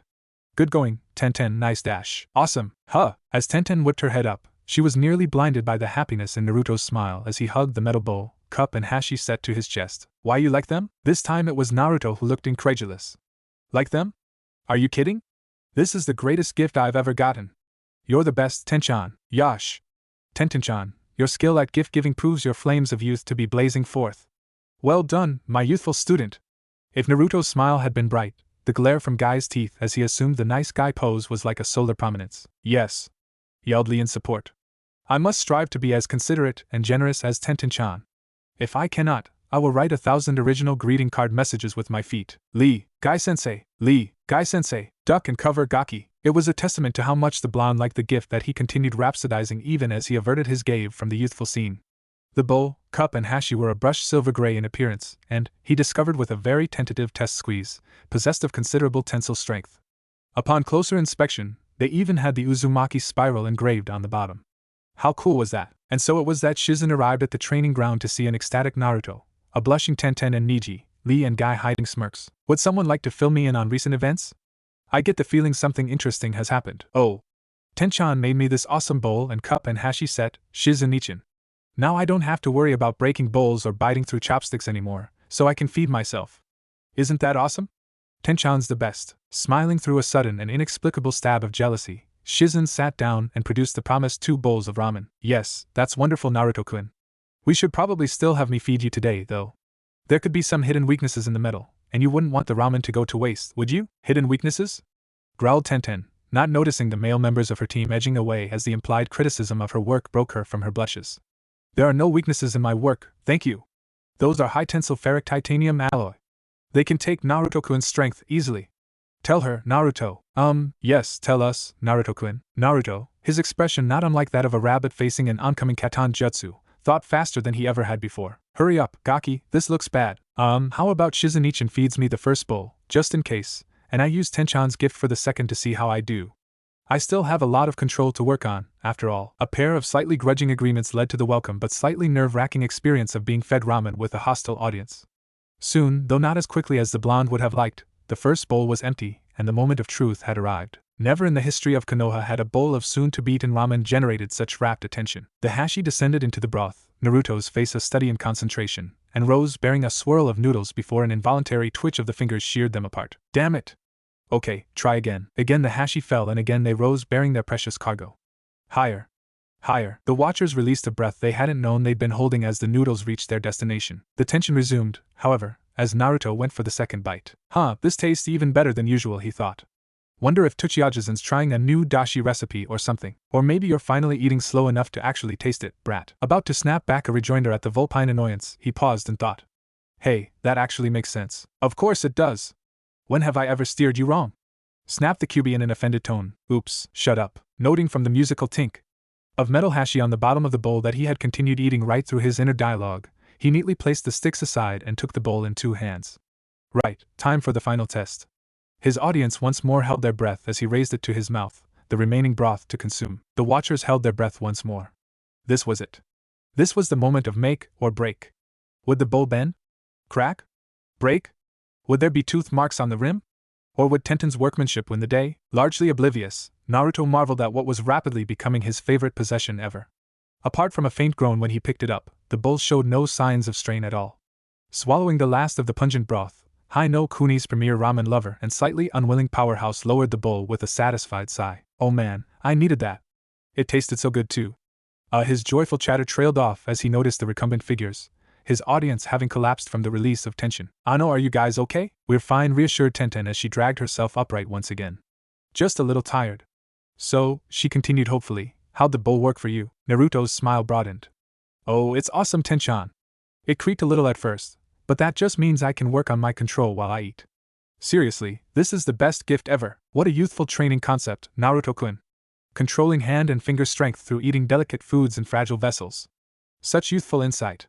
The flames in Guy's eyes were on the verge of igniting nearby foliage in his excitement. Yash! The eccentric Jounin roared as he leaped to his feet. I shall begin the Uzumaki food training immediately. I shall eat 50 cubes of silken tofu from an unfired clay bowl in 5 minutes without breaking a single one, and if you cannot, I will eat 10 serves of steamed soba from rice paper cups, Guy-sensei. Yes. Our youthfulness will grow as our bodies are nourished, all thanks to you, Naruto-kun. Absent-mindedly averting his gaze from the green-clad duo's manly man-hug, Naruto picked up from where he had left off, to Neji's amusement, Tenten's slight embarrassment, and Shizen's silent discontent. Really, Tenchan, this is great, he sniffled suddenly, tears glistening. With this gift, you have given back ramen to me. Another sniffle. I'll never be able to repay you for this kindness, Tenten-chan, but I swear to you I'll try. Hell's bells, Gaki. It's just ramen. The Kyuubi gulped as it felt the mindscape get abruptly colder at its words. Never. Ever. Say those words again. You get me, fox? Or what, brat? 2 words, gelding knife. I'll be good. Naruto smirked. Intimidating the king of the Bija? Lot of cool points there, no ifs or buts about it. A few minutes later saw Guy and Lee finished with the hug and the genin stowing their lunch supplies as Shizen, followed by Neji's wistful stare, returned to the tower. Struggling through the gauntlet of swinging logs, Naruto contemplated current events and smiled faintly. Tenten didn't know it yet, probably wouldn't know it for quite some time, in fact, but her simple gift had won her a devoted and eternal friend. Dodging a log, he chuckled. His list of precious people had just gotten larger. Tsunade growled as she rubbed her temples and longed for sake. All right. This, she said finally, gesturing to a file lying on her desk, is not so much a report as it is an outline, and barely even that. This being the case, you will now tell me, in detail that will astound you and leaving nothing out, exactly what happened on your last mission. Team 7 glared at itself. More accurately, Sasuke and Sakura glared at Naruto, who glared defiantly back while throwing an occasional dirty look at Kakashi. Sensing that the collective killing you with my glare of anger contest stood to last a while should nothing be done, the blonde Hokage slapped a hand on the desk for attention. Now that all gazes were on her, and ignoring the new crack in the wood, she spoke. All right. If that's the way it's going to be, I'll get the report from everyone. Naruto, you first. From the team meeting when you received the mission assignment. Recognizing her expression as a number 42, do as I say or experience unpowered flight, the blonde nodded sullenly. Okay. We were at the meeting, waiting for Kakashi-sensei. The combined forces of Kumo, Oto and Kusa could not dent Naruto's good mood this morning, much less the broodiness of one teammate and the shrillness of the other. Nope, Naruto's mood was far above such mundane threats to its existence. Why? Because of two very important events, the first being the long-awaited release of Kakashi-sensei from the tender mercies of Konoha Central, his bones having knit, his muscles having healed, and his eyes no longer seeing double. Well, apart from that rather cruel prank played by Kumi and Umi, identical twins working in the Moron's ward, but that was a tale for another time. The other, and rather more important, in Naruto's mind, event was that Guy-sensei had, at long last and after much grueling training and many manly man hugs, pronounced his control sufficiently high to once again accept missions. As a result, Naruto's grin was on the verge of removing the top of his head. At last. Missions. Finally, Gamachan's poor empty tummy would swell once again, and so it was that Naruto sat, leaning against a post of the bridge that was their usual meeting place. Ignoring the grumbling of one teammate and the brooding of the other, he concentrated instead on twirling a pair of training spheres in each hand. For an exercise designed to improve dexterity and finger control, it was actually pretty soothing, he thought. Even the gentle, steady scrape of the steel was kinda nice. Knock it off, Baka. Although judging by the vein appearing on Sakura's forehead, this was a minority opinion. The clenched fist and initial flickers of the flames of female rage genjutsu were something of a giveaway as well. Fortunately for Sakura's knuckles and Naruto's skull, however, the puff of smoke heralding the arrival of their errant sensei served to draw the pinkhead's ire onto a safer target. Yo, you're late, was the snarled reply. You were supposed to be released yesterday. Yeah, about that. It seems I had a flare-up and they had to keep me another day. You mean you tried to grab Kumi-san's but on the way out and Umi-san kicked you in the balls, Kakashi-sensei? Oh yes, that's what I was after, thought Naruto at the shocked/surprised looks of his companions. Pay back. Ahahaha, you dash. How dash? Stuttered Kakashi, visible eye shocked. Shizen-ichan told me. Right, okay. She said you screamed like a 5-year-old girl? The mission is, how long did you need to keep the ice back on? 5 hours, wasn't it, the mission? Umi-san does kickboxing, you see, explained Naruto to his increasingly amused teammates, utterly ignoring the angry glower of his teacher. Naruto, shut up. Saw her kick through an inch of plywood once. Shut up. It's amazing Kakashi-sensei can walk at all, really. Demon head no jutsu. Naruto, shut up and listen. Hi, I'll have to thank Irika for teaching me that, thought the scarecrow, taking a moment to collect himself. Right. Now that I have your attention, Naruto, I'll give you the details. We've been given a retrieval/escort mission to the castle of the Fire Daimyo in the capital and back. One of the nobles has died and left his clan library to Konoha. We will be collecting and bringing it back here. Okay, questions? It's not a jutsu library, is it, Kakashi-sensei? Queried Sakura with a frown. I didn't think civilians were allowed them. Good question. In fact, all the law forbids is the use of jutsu for civilians, not the ownership. Can't have a clan penalized just because they have no active ninja in their ranks, after all. No, it's a deliberate legal loophole. Anyway, it's not just a jutsu library, as it happens. It seems Takata Dano was an inveterate bookworm. The library consists of checking the mission scroll, he continued. 830 volumes on pretty much every subject possible. We'll be using specialized sealing scrolls to transport them back. Risks? Sasuke. Master of the Sullen, one-word question, thought Naruto with a small grimace. The usual bandits, with a slight risk of samurai from rival clans after the library? Nothing too worrisome. I've got a bad feeling about this. No more questions? Continued Kakashi. Okay then. Wait. Kakashi-sensei, what's the rank of this mission? Let it be a B rank. Let it be a B rank. It's a C rank, Naruto. Why? the Jounin said with a confused look, wondering at the apprehension on the blonde Genin's features. And no reason. Okay anyway. The lazy Jounin cast one final odd look at Naruto before turning back to the others. Gather supplies for a 7-day mission and meet back here in 1 hour. Dismissed. As the members of Team 7 departed for their homes, Naruto remained, pale and sweating. A C rank. Great. Better get my tools. And so, facing the terrible threat, I went forth. Naruto, shut up with the epic storyteller shtick, growled Tsunade. You've been hanging around with Jiraiya too much. Sasuke, your turn. Hi. Sakura and I arrived at the bridge at the same time. Naruto was already there. During their time as teammates, Sasuke and Sakura had come to accept the fact that Naruto was a little odd. The twin obsessions with ramen and orange, for example. His unusual verbal mannerisms. The frog theme he seemed to be developing. By and large, however, these eccentricities were fairly mild, at least when compared to some of the other ninja in the village, and thus, easily written off. The scene that greeted the two as they arrived at the meeting place, however, was sufficiently beyond the borders of normal that they could only stare in mute bewilderment. Their blonde teammate, clad in orange hooded robe, green bandana and tricorn hat, was kneeling at what looked to be a 2-level altar hastily constructed of fieldstone, and muttering to himself. To his right, a pot was suspended over a campfire, the multitude of empty ramen packets giving mute testimony as to its contents. Still muttering, and utterly ignoring his confused teammates, Naruto moved to the pot and began to stir, allowing the audience to note the 3 idols previously obscured by the robe. To the lower right was a stylized statue of a fox that Sakura recognized to be Inari. That's a bit of an odd choice. Inari's not too popular anymore. Not since the Kyuubi. To the lower left, a seated figure that seemed to have the head of an elephant. What kind of god has an elephant's head? Wondered Sasuke, with a frown. Well, that's got to be the strangest. No, I stand corrected. It was the 3rd idol that broke the Uchiha's conviction. Positioned above the first 2 and in the center of the altar, as though superior, was what looked like nothing so much as a clump of noodles and meatballs, a pair of eye stalks adding the perfect final touch of strangeness to an already odd scene. Only Naruto would worship a mess of noodles, the 2 watchers thought in unknowing unison. The reader should perhaps be given an explanation at this point. Naruto, due to his reputation and tenet, had never been welcome in the usual halls of spiritual learning during his formative years. As such, little Naruto, seeking as most do some manner of higher truth and being denied access to the mainstream, was driven to the more fringe-based faiths. Inari, once influential and now sadly faded in worship, was currently served by a single priest at a rundown shrine outside the village walls. Naruto had found the shrine while running from some moderately upset Anbu after a prank, involving water balloons, 3 rats and some applied geometry, and had been captivated by the stories of the priest, as well as the cheeky look on the face of the guardian fox statue. Lord Ganesha he had read about in an old scroll while painfully bored in Konoha Shinobi Library. The notion of having the remover of obstacles on his side had, after a little thought, seemed a very good and useful thing. And then there was the last.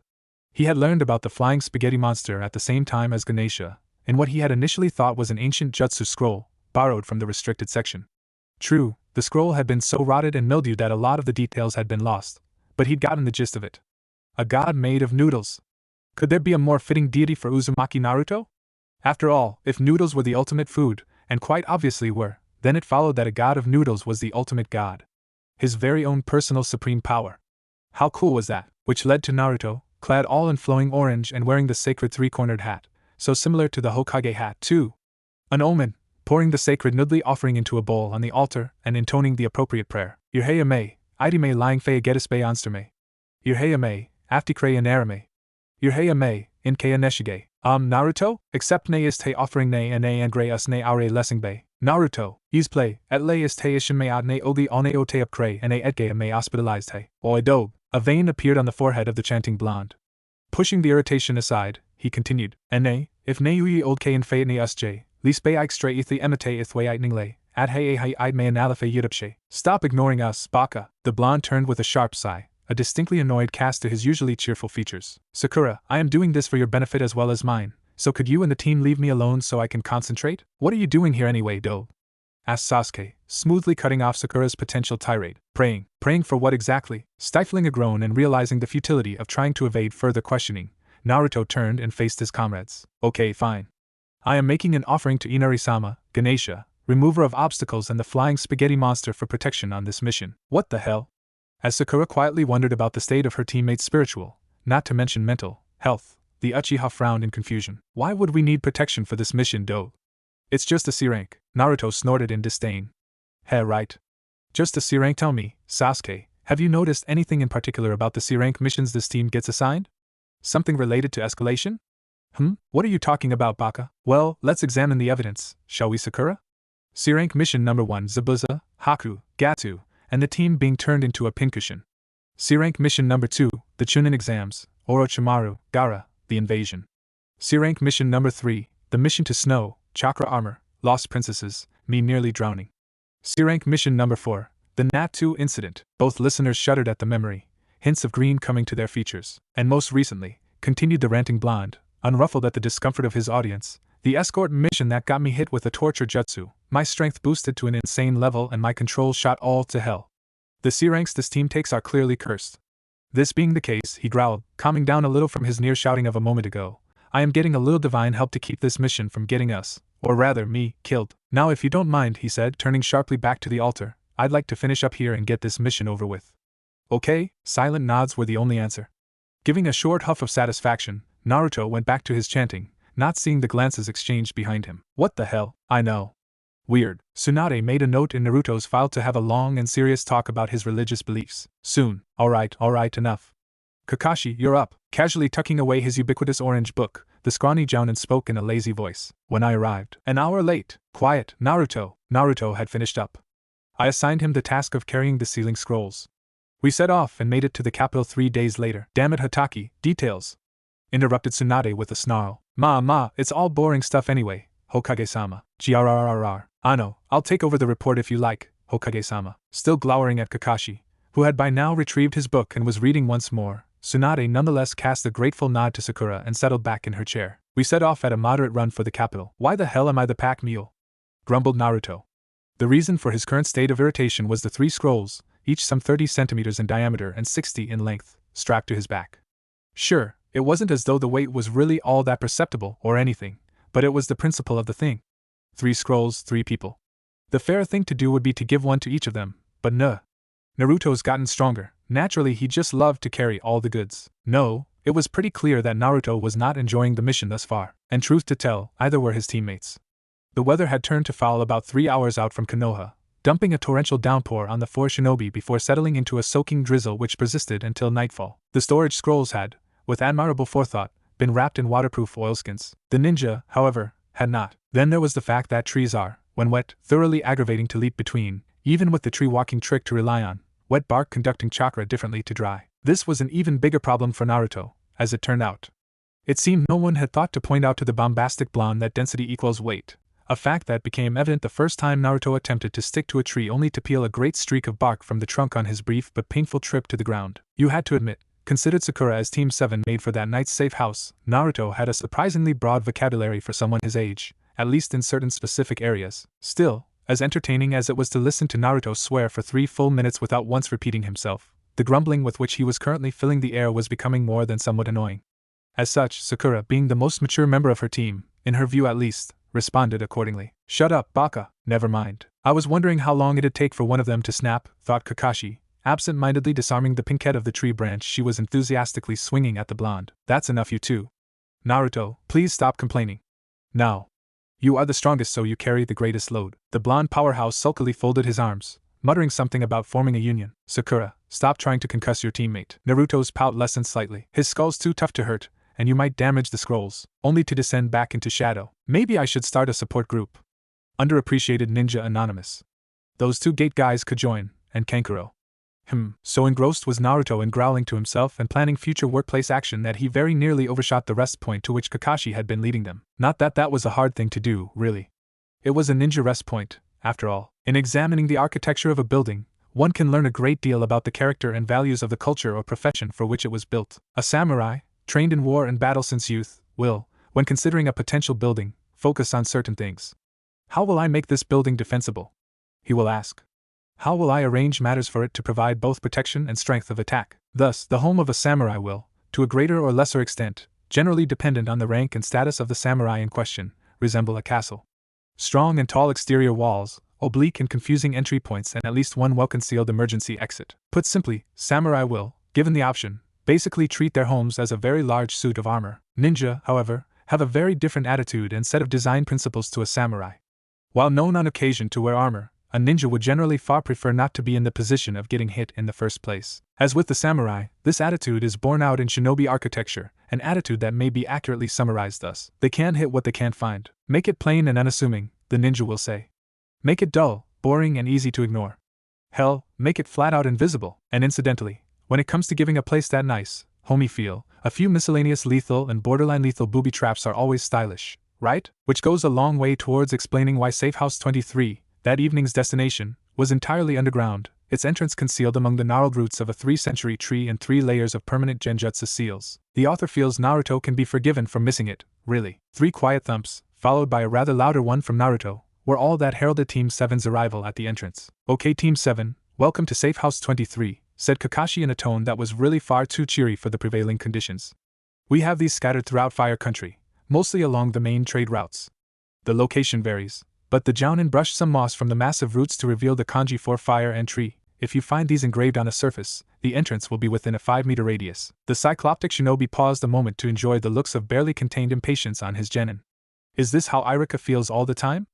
I can see why he does it. Anyway, he continued, the entrances are always hidden under a permanent, one-way genjutsu, keyed to a password. Ahem.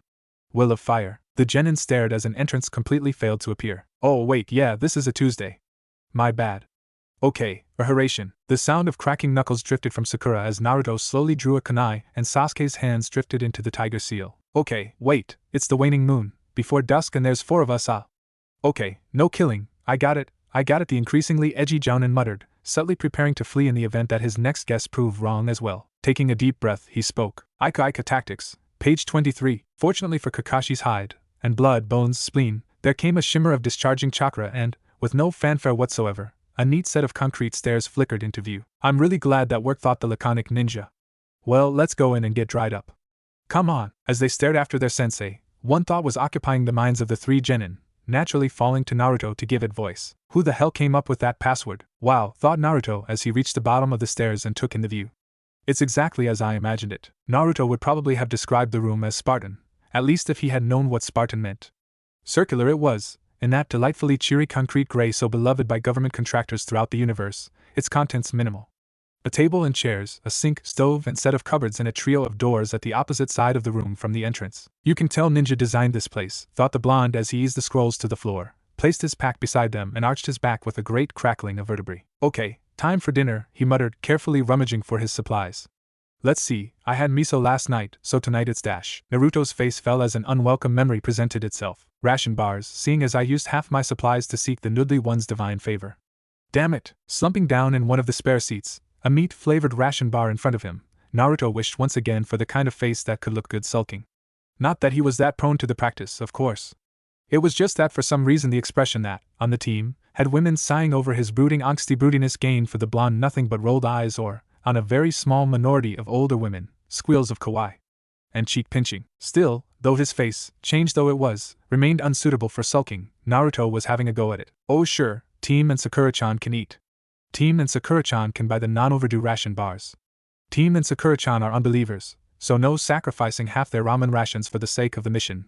Driven by a particularly loud growl from his stomach, a friendly warning to him that, should sustenance not be forthcoming, it would be quite happy to scale his esophagus and go hunting on its own, the orange-loving youth began a semi-frantic search of his person. Maybe there's a decent-tasting bar here or something. Can't risk looking in the pack, too much temptation.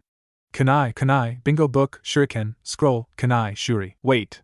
Back up. The scroll was about 15 centimeters in length, and, judging by the thickness, about 3 to 4 meters long. A tag decorated with a chibi shizen giving the peace sign under the legend Uzumaki mission care package affixed to the tie holding it closed gave testimony to its origin. Shizen-nichan's really sneaky, to plant this on me without me knowing. Releasing the tie, Naruto's eyes widened at the sight of the characters on the parchment. If this is what I think it is, I am so gonna owe Shizen-nichan when I get back. Oi dobe, what's with the ceiling scroll? Naruto smirked at the brooding avenger.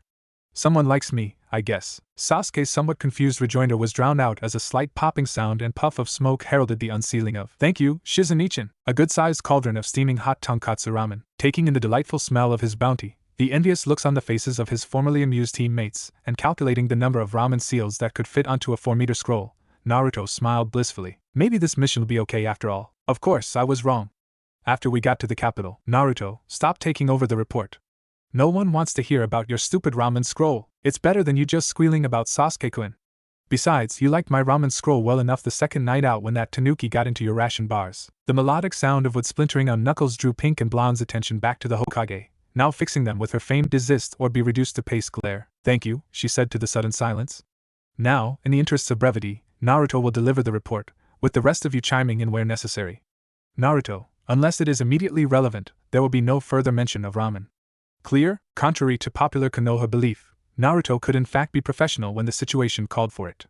Judging by the expression on Tsunade-bachan's face, this was one of those times. Naruto stiffened to attention and continued, okay. The rest of the trip to the capital was uneventful.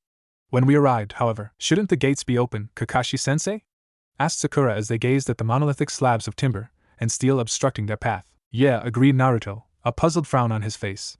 I mean, it's still daylight, after all. It is a little strange, I'll admit, mused the Jounin, nose for once not in his book. It's not as though they really risk attack in the middle of the capital. No, this, most likely, is a political gesture. The uncomprehending looks cast at him by the three genin warmed his heart. At last, a chance to show why he was the sensei. Politics, he said, clearing his throat, is ultimately about power. Ninja have power, far beyond that of the average civilian, which, as a result, causes the average civilian to fear ninja. Nobles, however, are in a position where they are able to even the score, so to speak. In having the gates closed for our arrival, someone is basically telling us you are ninja, but I am above you. The silver-haired scarecrow eye smiled as understanding dawned on the faces of the two attentive genin. Hang on. He had 3 genin, not 2. Where was? Oh no. As though through the Sharingan, he watched in mounting horror as the orange-loving blonde walked purposefully toward the gates. Kakashi could almost hear his thought process. The gate is closed. We are on this side of the gate. We must move to that side of the gate. To do that, the gates must be opened. How can this be achieved? Answer, knock, which he promptly did. Naruto dash. Tum. Crunchy crack. Never mind, sighed Kakashi as he watched a chagrined Naruto edge away from the sizable hole now punched in the gates. Mental note. Suggests the creation of acts of shinobi insurance coverage. Well, he joined the others in glaring at the embarrassed blonde as fortress guards formed a professional, albeit nervous, perimeter around them. Now that we have their attention, Naruto, I will arrange for us to be presented to the client. Remember, when we are with him, be professional, respectful, and, he cast a firm look at the blonde, quiet. Understand? Hi. Nodding in approval and turning to the guard captain, waiting nearby with the air of one who is not being paid enough to deal with stuff like this, Kakashi paused and turned once more to Naruto. Oh yeah, one more thing. The embarrassed youth, formerly occupied with avoiding eye contact, jerked to attention. Until we are once more outside and well away from buildings, walls, trees, and other fragile objects, your hands will remain in your pockets. Clear? Hi, grumbled Naruto, putting the words to deed to the poorly concealed amusement of his teammates. Good, said their laconic leader with a brisk clap of the hands. Now, let's go meet the client. Well, chuckled Tsunade quietly. That at least sheds some light on this bill for gate repair I received from the capital. And the restraining order requesting Naruto not be allowed within 20 meters of the fortress outer curtain walls. Stupid nobles, punch a hole in one measly gate and they get all worked up. You put your fist through the daimyo's gate, Baka. How do you think they'd react? Sakura half-shrieked. Shouldn't have made it so flimsy, then grumbled the sulking shinobi. Dobe, 40 centimeters of ironwood with a steel sheathing is not flimsy. Wood was probably rotten. Anyway, interjected Tsunade, knowing in her bones that this would prove to be a 3-bottle report. Save the arguments for later, when I am not present, and continue. Hi Ba-chan, said Naruto, shaking off his sulk. After Kakashi-sensei explained things and all the archers, spearmen, samurai, slingers and everyone else went away, we all went to see the client. That was when the next surprise showed up. And so, I'm so very glad to have this collection in safe hands, my boy. Why, I've been Takata-kun's librarian for a good 60 years now, and, he looked at too. Daihon-sen had the look of a normal man from whom every drop of moisture had been removed. Gaunt. Spindly. Somehow leathery even. In fact, thought Naruto, he looked like what a man with a giant, demonic book sealed into him might look like. I mean, Gaara's got those tanuki rings around his eyes, after all. Paper white hair, dark, leathery skin, that slight creaking sound as he moved, it was so obvious. And I'm sure Konoha will benefit from all these texts. Over 1,000 scrolls alone, and at least as many codices. All the donations. Ano, Kakashi-sensei, asked Sakura hesitantly. Didn't our mission brief specify 830 scrolls only? Quite right, Sakura, replied the Jounin, ignoring Naruto's muttered I knew it, just knew it. Escalation. Daihon-san, a moment please. Our mission brief specified 830 items in total, not 2,000. Would you mind explaining? The literally, bookish librarian sighed sheepishly. I'm afraid that is an effect of clan politics. Taking in the 4-part blank stares, he gave a slight grin and continued down the hall, explaining as he went. Essentially, you have fallen victim to a game of one-upmanship between several noble clans. You see, when Takatadano willed his library to Konohagakure, it was seen as a generous act, an act for which his clan gained a good deal of prestige. Drawing a key from the sleeve of his robe, he unlocked a rather massive-looking door and gestured the 4 shinobi through before continuing. Of course, the other clans couldn't let that pass uncontested, so each of the clans involved went through their own libraries for texts to add to the donation, mostly ones they had no real use for. And this, he gestured dramatically at a vast pile of literary lumber, is the result. Now, placed upon a shelf, books have a tendency to look deceptively small. In reality, however, books are by nature bulky objects, a fact discovered by every student required by circumstance to carry their textbooks to every class. Scrolls, being cylindrical and thus far less efficiently stacked, are even worse. 2,000 large codices and bulky scrolls, all stacked on a table, can be a rather intimidating sight. The reader is invited to verify this fact themselves. Not even the vibrant Naruto could bring himself to speak right away. That's a lot of books, all in one place. Well, said Kakashi briskly, shaking off the slight sense of awe. We'll seal as many as we can into the scrolls, starting with Takatadano's contribution. We can work out what to do with the rest later. Sakura, Sasuke, get sealing. Naruto, don't touch anything. As the sound of quiet pops filled the room, Naruto stalked over to a chair and sat, silently fuming. Yeah, work out what to do with the rest later. I'll tell you what we'll do. Put the scrolls and the rest on my back. Grr. You seem a bit upset, Uzumaki-san. Is something wrong? Looking up, Naruto gave a half-hearted grin to the librarian. Hey, just call me Naruto please. Uzumaki-san makes me think I'm in trouble, he sighed. I accidentally broke something outside, so now I'm not allowed to help with the books. Just carry the sealing scrolls. This won him a look of sympathy from the old man. Yes, I can see how that would be frustrating. You seem like an active young man, so to be forced to be idle would be annoying. This guy's good, thought the blonde. There was a moment of silence before a passing thought caught Naruto's mind. Hey, Daihun-san, what are all these books and things about? I mean, they can't all be on jutsu and techniques, right? Indeed, replied the leathery librarian approvingly. Virtually every subject imaginable is represented in this collection. Here, have a look at the master catalog and see for yourself. Taking the coil of tough rag paper gingerly, Naruto took in the first few titles and gawked. Your kunai and you? Shinobi are from fire, Kunoichi are from cloud? The physics of Ikebana? The hell dash? Yes, the range of topics is rather broad, chuckled the older man at the younger's reaction. As I said, this endeavor was seen as a way to dispose of unwanted texts as much as a way to gain prestige. Naruto continued scanning the list, his expression growing steadily more incredulous. A guide to lizard racing? Applied chemistry in a combat situation? I never knew there were so many things to write about. Every subject imaginable, agreed the librarian. Whenever someone has explored an interest and recorded the results, there will be a book about it somewhere. That's so cool. I'm glad we're getting this stuff for Konoha. The library, there's just jutsu scrolls and training manuals. Nothing like cooking for a clan gathering. Daihun frowned slightly. I can imagine the ninja library would be somewhat specialized, but surely the civilian. Oh yeah, I suppose they would have more subjects, but they never let me in. Never dash. You were never allowed into a public library? Asked the man in what would, in a lesser mortal than a librarian, be called a growl. To refuse someone access to knowledge. Some librarians were going to have an extremely intimate encounter with a dating stamp if he ever made it to Konoha, Daihun decided. Still, that task, as pleasant as it would no doubt turn out to be, was for the future.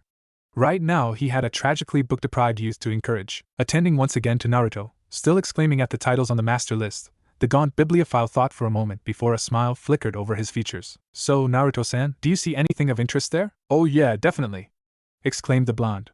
This stuff sounds so cool. Well then, smirked the older man, I think I have a suggestion. Which reminds me, broke off the orange-clad shinobi, pulling a small green-wrapped scroll from a pocket and presenting it to the Hokage's surprised assistant. Here you go, Shizen-ichin. Thank you, Naruto-kun. What dash? Stammered the somewhat off-balance woman. A souvenir from the capital. I want it to be a surprise though, so don't unseal it yet, okay? A growl was heard over Shizen's mumbled agreement. Damn it, Naruto-kun, now the anticipation's going to kill me, as Sakura reached a conclusion not to her liking. Naruto, she said, her tone veritably dripping potential violence. Why does Shizen-san get a gift and not your own teammates? A look of innocent confusion appeared on his face as he answered. Well, you guys were at the capital too. If you wanted a souvenir, why didn't you get one yourself? Besides, he continued, his expression firming, I needed to replace Shizen-ichin for the ramen scroll. Tsunade had, by this time, discarded the cup in favor of drinking directly from the bottle, which she pressed into service as a makeshift gavel to divert the argument before it could take off. Naruto. Report. Remember? Okay. We got most of the books sealed and put the rest in my pack, at the cost of half my remaining ramen packets. Sado Vochi grumbling filled the air as Team 7 took to the trees through the deepening twilight. Surprisingly, and for perhaps the first time on the mission, said grumbling was not issuing from Naruto. True, the orange-clad powerhouse was not exactly thrilled at having to abandon even more of his holy noodly ambrosia, but that dismay was balanced by several factors. First, due to his pack being filled with books and scrolls, Sakura and the team were finally pulling their weight, each laboring under the weight of a sealing scroll. Granted, it wasn't as though he'd really noticed the weight, and he was still carrying the third, but if he could be forced to sacrifice his ramen to mission escalation, then his teammates could carry some scrolls. Second was the fact that, after a hurried conversation with the majordomo and the captain of the palace guards, Kakashi-sensei had announced that Team 7 was heading back to Konoha today. Sure, being basically sent to your room after breaking something was a little uncool, but the way he saw it, less time spent on a deadly C-rank mission meant less time in which escalation could get him, Naruto, hurt or killed. Of course, getting back to Tenten-chan, Shizen-ichan, Lee, Neji and Gai-sensei was cool as well. Training. Yash, Naruto, what did I tell you about emulating Gai too much? That it would stunt my growth, make me go blind, inhibit my social development, and make you compulsively punch me into the wall. That's right. Keep that in mind as you continue. Naturally, it was then that the first arrow fell. Take cover! Barked Kakashi as Team 7 leaped into the canopy, to the dismay of the platoon of black-armored samurai, only now emerging from concealment. Though he still had yet to memorize all the ninja rules, Naruto could recall standard battle tactics quite well. Doctrine stated that the first order of business in this particular situation was to locate the rest of his team. When under mass missile attack, Cell is to take individual cover, thereby dispersing potential targets, and plan from there. Okay, chakra signatures, there's Sakura, that's the team, and Kakashi-sensei. Which means that those other two are, forming a pair of shadow clones as decoys. The blonde bookmobile took once again to the trees, his course taking him back to his team, and almost directly onto an exploding tag, only its telltale hissing and his new reflexes saving him from a severe charring. Riding the adrenaline, not to mention the shockwave, he redoubled his speed through the trees, Sasuke and Sakura appearing to his left as the foliage thinned. What did I tell you? Huh. Escalation. Samurai ninja, explosions. Just a typical C-rank. Naruto, calm down, said a newly sunshined Kakashi firmly. Report. At least 2 strong chakra signatures and approximately 30 samurai, replied Sasuke. All mostly mid-level, I'd say. They can only be after the library, stated Kakashi, lazy attitude gone. Sakura, Sasuke, give the sealing scrolls to Naruto. Naruto, make enough clones to provide a distraction and make all speed toward Konoha. Naruto's jaw dropped. What? Let me fight, Kakashi-sensei. I'm stronger now, remember? I can take on Dash. Naruto, this is not a request, barked the silver-haired jounin. It is a direct order from your commanding officer. Take the cargo and head for Konoha. Now, hands trembling in frustration and swearing under his breath, the orange-clad blonde did as he was bade, filling the clearing with decoys and leaping off just as the first pursuers arrived. As sounds of combat filled the air behind him, he grimaced. This is really going to suck, he thought. I just know it. Okay, interjected Tsunade. Sasuke, give me a report of your fight now. Hi. Sasuke cast a considering eye at the formation of samurai, Sharingan picking out relevant details with crystal clarity. Black armor for deniability, a good open formation, and yes, repeating crossbows, swords being held in reserve for close work. They've done operations like this before. Sakura, Sasuke, our task is to prevent or at least delay pursuit. Contain or eliminate the samurai. I will deal with the shinobi. If we get separated, you are to head for the last safe house we visited for rendezvous. Go! Even as their sensei vanished into a shunsh and the genin were in motion. Flickering through hand seals, the Uchiha loosed a series of fireballs at the flanks of the enemy group. Even as the heat washed over the armor-clad combatants, kunai festooned with explosive tags began dropping into their midst, their sharper detonations providing a counterpoint to the hollow whump of the jutsu. In an ideal world, that would have been enough. Demoralized at their losses and intimidated by the explosions, the survivors would shortly break and run. Sadly, this was rather definitely not an ideal world. These were samurai, after all. Battle-hardened, capable, and stoic, well-armored too. As arrows once again began to perforate the foliage, Pink and Black shared a sigh. Sakura, I'll slow them down. Go on ahead and arrange some surprises for them. Hi! Hopping to the ground as his teammate leaped through the branches, Sasuke sighed, his hands moving through the familiar seals. Naruto's going to be insufferable after this. I delayed them with kunai and katan jutsu, then led them into a series of traps set by Sakura, mostly deadfalls and explosive tags, added Sakura helpfully, earning her a curt nod from the Uchiha. The samurai eventually broke after losing approximately 2/3 of their numbers, taking their wounded with them. We then made for the safe house but encountered Kakashi-sensei before we arrived. And on that note, it's now Kakashi's turn, interjected Tsunade. In detail, Kakashi? Hi. Well, thought Kakashi as he faced off with his opponent. This is troublesome. Just hand over the library, copycat, and all will be well. Ma, I'm afraid I can't do that, Shinobi-san, replied Kakashi. How about this, though? You and your partner leave us in peace and we won't have to fight to the death. Okay, a moment of silence passed as the two subtly maneuvered for position. Huh. No village Hittite I see. Clan retainer? The shinobi, tentatively identified by now as a man, drew a kunai in each fist and took up a relaxed ready stance. Well judged, copycat. I would give you my name, that whole pre-fight dialogue thing and all, but that would rather defeat the point of being an anonymous agent, now wouldn't it? You understand. Of course, came Kakashi's unnervingly cheery answer. So, now that we have the banter and veiled threats out of the way, shall we fight? I really need to catch up to my team. The response was a spray of flung kunai and shuriken as the dark-clad figure faded from view. Oh, I hate that hiding in the shadows technique, thought the Cyclops, absently dodging the projectiles and leaping into the overhanging branches. This was obviously one of the old-style shinobi, he thought, straining his senses. Well, first things first. Let's find ourselves a ninja. You don't mind if I do that I can read your mind gimmick you like, do you? Came a polite yet mocking voice from his left.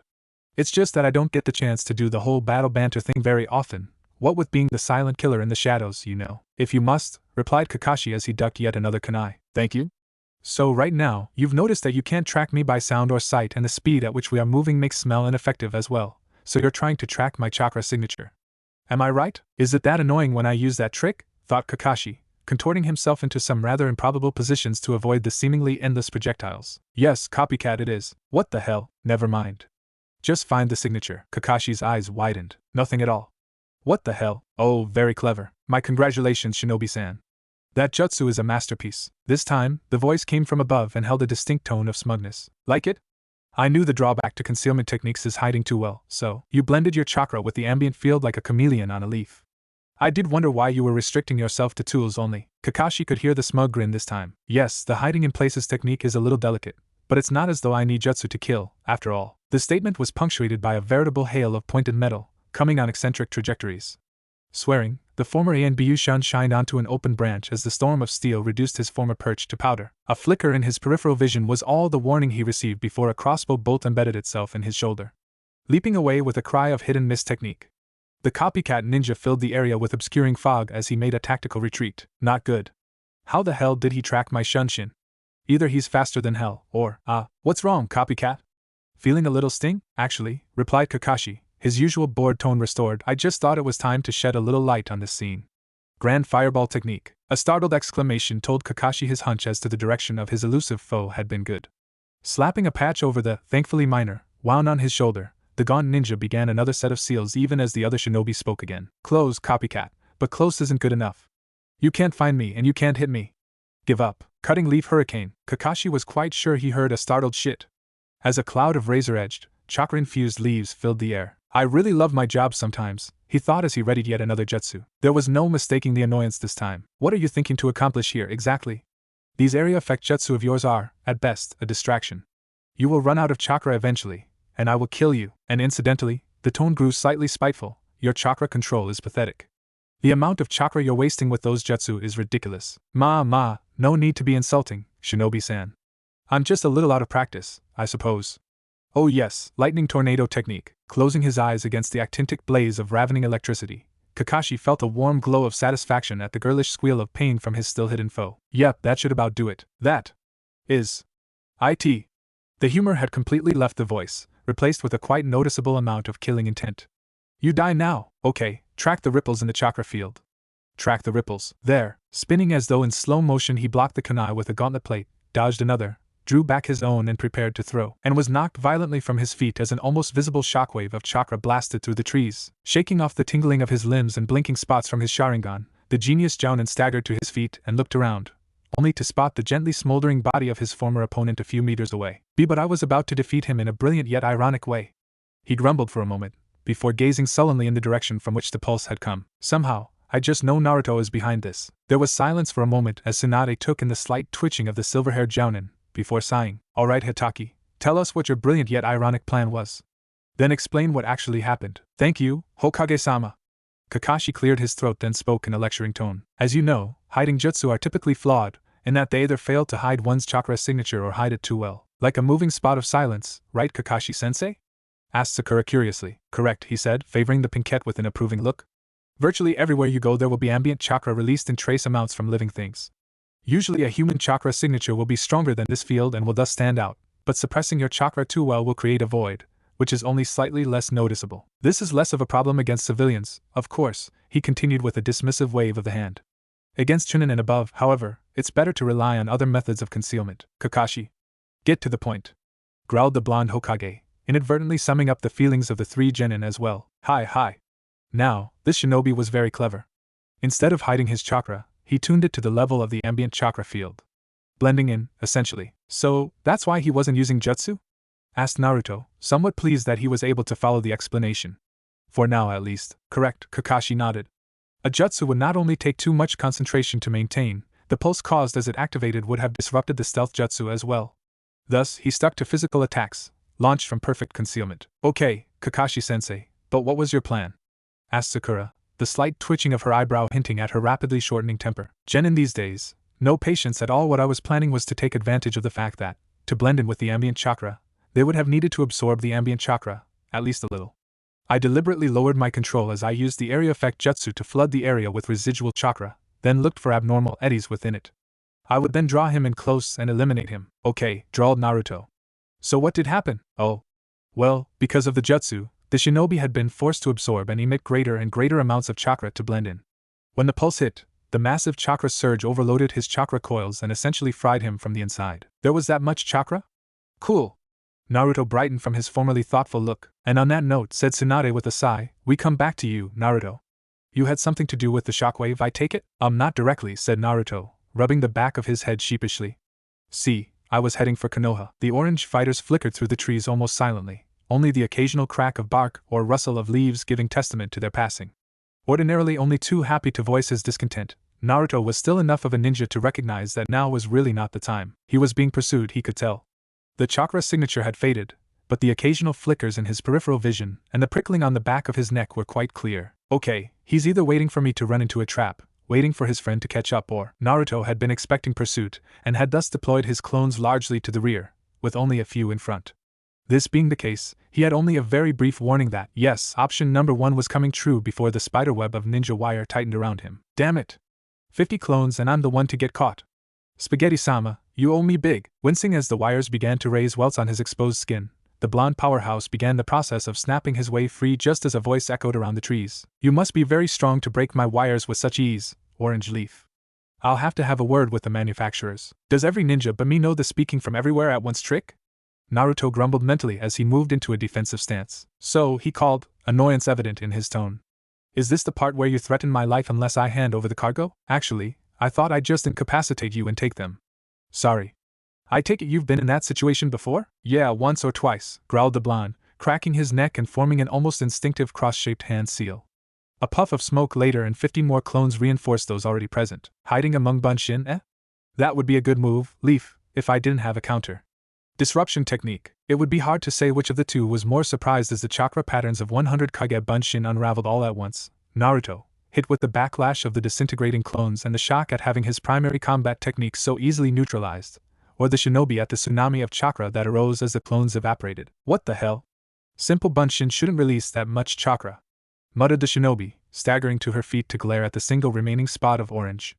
Those must have been Kage Bunshin, but to make so many, so casually. Clearly, the blonde was more of a threat than initial assessments had indicated. Where did you learn those words, though? Shut up, team. Not good, thought Naruto, fighting down the weird feeling of being in 100 places at once. His head still swimming, he cast a look at his opponent. Okay, from the looks of it she's been shocked a bit too. Naruto made a tactical decision. This Kunoichi had managed to wipe out his entire fighting force in one move. Granted, she'd caught some backlash, but it was still a very troublesome situation. To stay here would mean combat, clearly. Since he didn't really have any combat jutsu, it would be down to taijutsu, at least on his part. Sure, if he caught her it would be over, but he just knew this was one of those sneaky, kill-you-from-a-distance shinobi. An evil Tenten-chan, if you will. A fight might damage the library too. Decision made, the blonde took to his heels. Darting through the trees at the highest speed possible, he grinned as he heard a curse from behind him. The grin vanished a moment later as, for the second time in 5 minutes, he found himself in a cocoon of ninja wire. There was a shout of web of the lightning spider technique. And the world got very, very painful. And that's when they captured the library? Naruto nodded sheepishly. Yeah, I think I got knocked out. When I woke up Sakura was hitting me. He was still smoldering when we reached him, Hokage-sama. It was actually rather amusing to see. The steely glare cast at him by his leader informed the silver-haired jounin that this was not, in fact, the case. Mentally shrugging, he went on, having woken Naruto. With a stick, I deployed my summoned dogs and we went in pursuit. The shinobi was quite skilled at covering their traces, but between the Ninhounds and their being weighed down, it was relatively easy. Unless anything of great relevance happened during the chase, skip to when you found them, Kakashi. Hi. We eventually arrived at the castle of a lesser regional lord after one day's pursuit. We were initially concerned about the location of the library when Naruto gave us a piece of good news. The goods are in the main treasure vault in the basement of the castle, Kakashi-sensei, the blonde said with a smile. How would you know that, though? Quipped Sasuke with a slight sneer. Well, team, when the ninja lady killed all my clones, I got a feeling like I was in 100 places at once, like I got the clones' memories, you know? So I planted a hinged clone in my pack for some security. It just dispelled and I got the memories of the way to the scrolls. Kaigebunshin are so cool. Arms folded and eyes closed in satisfaction, it took a moment for Naruto to notice the shocked silence. Opening his eyes, he noted his teammates and Sensei casting him a look similar to that cast at a cat singing opera. What? Visibly shaking himself, Kakashi broke through his shock. Okay, here's the plan. Naruto, you will guide Sasuke and Sakura to the scrolls. Once they are retrieved, Naruto is to create a distraction while you withdraw and meet back here. I will deal with any shinobi there may be. Clear? Smiling at the trio of nods, Kakashi stood. Right. Team 7, move out. Oh yes, he continued, a thought occurring. Naruto, hi, that hands in your pockets rule? Forget it. Hi, Kakashi groaned Tsunade in a tone of great disappointment. I know.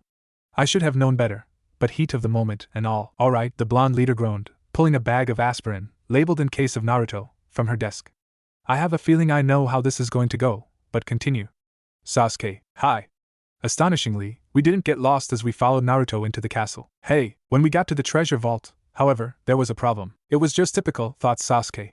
You make it through a castle teeming with samurai, civilians and other discovery risks unseen and undetected. You avoid any number of traps and alarms. You finally locate the object stolen from you, and all seems good. And then you discover that the object stolen from you lies behind the most robust and intimidating vault door imaginable. Sasuke was beginning to sympathize with Naruto's fear of C-ranks, to be honest. Naruto, he growled. How did your clone manage to miss the giant, steel, multiple combination lock-sealed vault door? Yeet. Oops, catching Sakura's fist midway through its interception course with Naruto's skull, Sasuke leveled a glare at the blonde. We are currently in the middle of a mission, he stated calmly in a tone of liquid nitrogen, so we will delay your beating until afterwards. For now, we need to get this vault open. Suggestions, Sakura? Well, there are 3 separate combination locks, so guessing the sequence or cracking the lock is out, and any jutsu that might break the door would probably destroy the contents. Which leaves, Sasuke could feel his heart sink as the realization dawned. A glance at Sakura's expression told him that she felt the same. Naruto, on the other hand, was radiating such an aura of good cheer that he was practically casting shadows.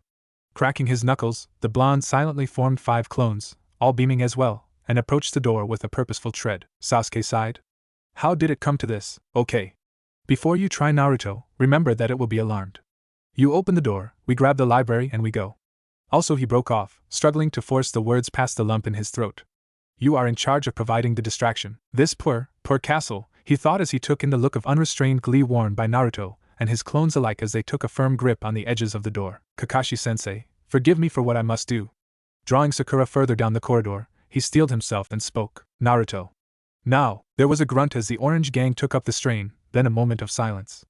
After several seconds, just as Sasuke was about to speak, there was a faint twang, then a groaning shriek of tortured metal as the 60-centimeter thick disc of steel was torn from its moorings. Well, are you gonna get the library or not, team? Shaking off the state of shock, and feeling slightly chagrined at being told off by the dobe, he nudged Sakura into motion, and the two made a beeline for the scrolls, still intact and unopened, attached to Naruto's pack. It was then that Sakura, all unknowing of the risks of such a statement, made a great mistake. Shouldn't the alarms have gone off by now? The Naruto gang and Sasuke had just enough time to groan as klaxons began shrieking. Bolting for the exit, 2 clones conscientiously wedging the vault door back into place, Naruto deployed his doppelgangers as an advance guard, glaring at his pink-haired teammate all the while. Thanks a lot, Sakura. Just had to tempt fate, huh? The dobe's right for once. You should know better than that. I'm sorry, alright? It just slipped out. Just head for the exit, guys. I'll follow with the diversion. Clearly hearing the inverted commas around the word diversion, Pink and Black looked at each other, looked at the slightly unnerving grin on the blonde's face, looked back at each other and wordlessly accelerated. Watching his teammates as they reached the top of the stairs, Naruto's grin broadened. Finally, a chance to cut loose. Distraction no jutsu. Let me guess, Naruto. Your distraction no jutsu involved massive property damage, yes? Not directly, Bachan. Okay, she sighed. In the interest of staving off a headache, We'll go back to Kakashi for the moment. There was a moment of silence, broken after a few seconds by a familiar giggle. Huh, thought Naruto. Bachan's angry face is a lot less scary when it's not aimed at me. Kakashi, growled Tsunade, a large vein reappearing on her forehead.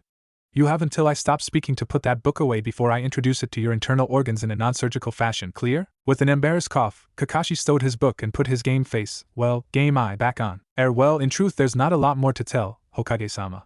I had made my way to the castle's guardhouse in the interests of sowing some mayhem and slowing pursuit by means of strategically placed exploding tags. I had deliberately avoided concealing my presence, a tactic borne out as I was leaving. So, you managed to follow me, Hataki-san? Clearly I need to work on my stealth. Don't feel too bad, Shinobi-san, said Kakashi with a smile as he took in the black-clad figure. You just fell prey to one of the classic blunders. Never get involved in a land war in Stone Country? No, the other one. Never go up against a Konoha shinobi when a mission is on the line. Oh, I see. An awkward pause ensued for a few moments. Shall we fight now? Yes, I think that would be best. The two subtly readied themselves. A Sharingan was revealed. Ninja wire was unspooled. Let's see, thought Kakashi. We've done the threatening pose, the civilized banter. What am I forgetting? Come, Sharingan Kakashi. Show me your skills. How could I forget chat as you fight? How embarrassing. Chat as you fight? Fights between shinobi have a certain structure that must be followed, Naruto, replied Kakashi in his lecturing tone. You start with either threatening or civilized banter, then take up a threatening pose. Like Zabuza appearing on his sword? Asked Sakura, fascinated in spite of herself. Yes, that is a good example. To continue, after the threatening pose you move on to chatting as you fight, in which you attempt to psych out your opponent with witty insults and cool one-liners. So what comes after that, Kakashi-sensei? Asked the orange-blonde, eyes sparkling with enthusiasm. Why is he never this excited about team training? Pondered the jounin. Detecting with his keenly trained senses the distinctive sound of grinding teeth coming from the visibly irritated Tsunade, he decided to summarize. The final part is the cool finishing line, Naruto. Sadly, we didn't get to that. Dodging a crackling strand of wire and countering with a trio of tag-tipped kunai, Kakashi followed the parallel conversation with half a mind, the majority of his attention occupied with planning the cool finishing line. Not bad, Hataki-san. Your reputation is clearly well-deserved. You're quite good as well. Would you mind telling me your name, though? Calling you Shinobi-san seems a little rude. Unfortunately, replied the figure, now fairly crackling with stored lightning, I have sworn only to reveal my name to the one who defeats me. Damn, thought Kakashi as he leaped onto a nearby roof to avoid a trio of glowing shuriken. Secret identity plus a conditional oath. That puts her ahead in cool points. Well then, I'll just have to take that as incentive to win, any? There was a moment of stillness as the combatants paused, each taking stock of the other. Are you coming on to me, Hataki-san? Years of ANBU training and sheer mental discipline allowed Kakashi to resist the urge to face fault, but it was a near thing. Out of curiosity, Hataki-san, continued the shinobi after a further moment, who is the orange-wearing genin on your team? Kakashi blinked.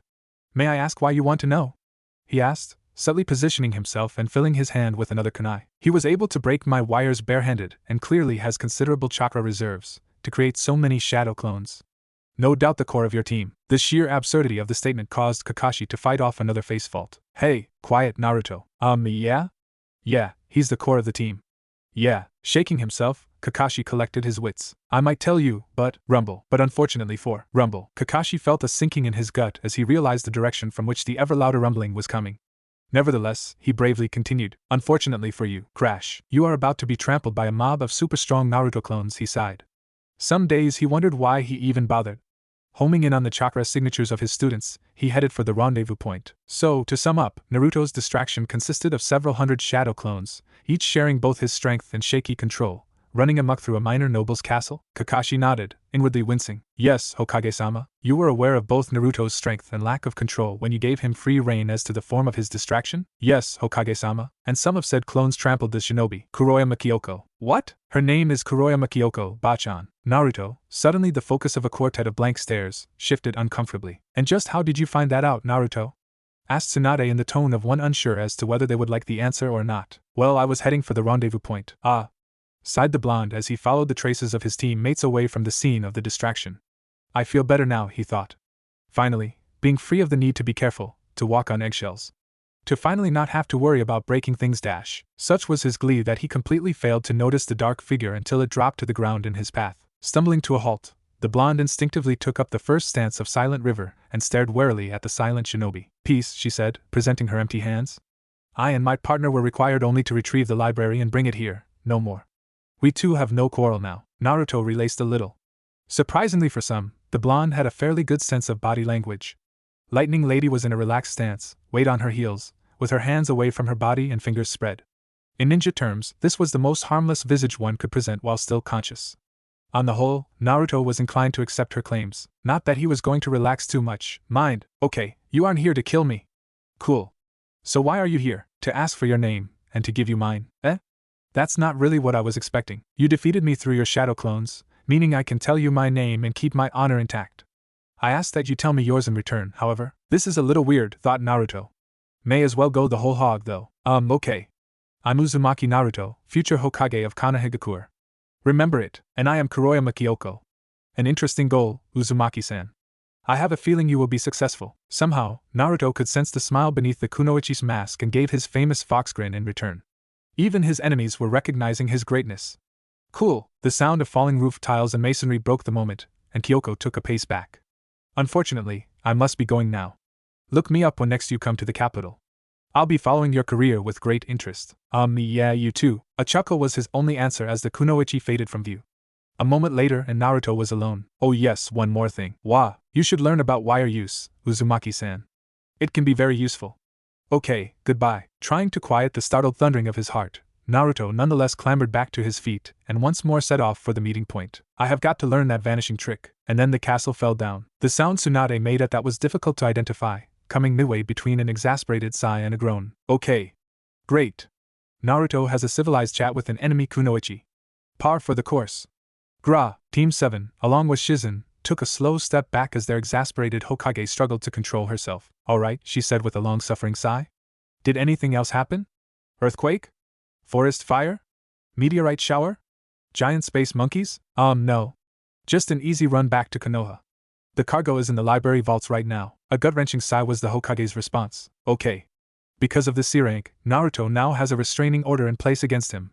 30 hectares of forest and 1 castle have been laid waste. A potential diplomatic nightmare may have arisen and a potentially hostile private ninja knows Naruto's name, appearance, and village. The blonde brawler paused, drawing a deep breath. It is only the fact that these events could not reasonably be anticipated or predicted, along with the fact that you retrieved the cargo, that I am not suspending all of you indefinitely.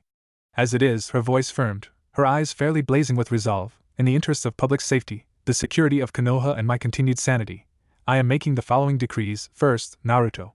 You are now assigned to a minimum of 1 month's intensive control training with Team Guy. Kakashi's eye widened in sympathy, knowing exactly what Guy would view as intensive. Rest in peace, Naruto. Second, Tsunade continued, unaware of Kakashi's inner horror.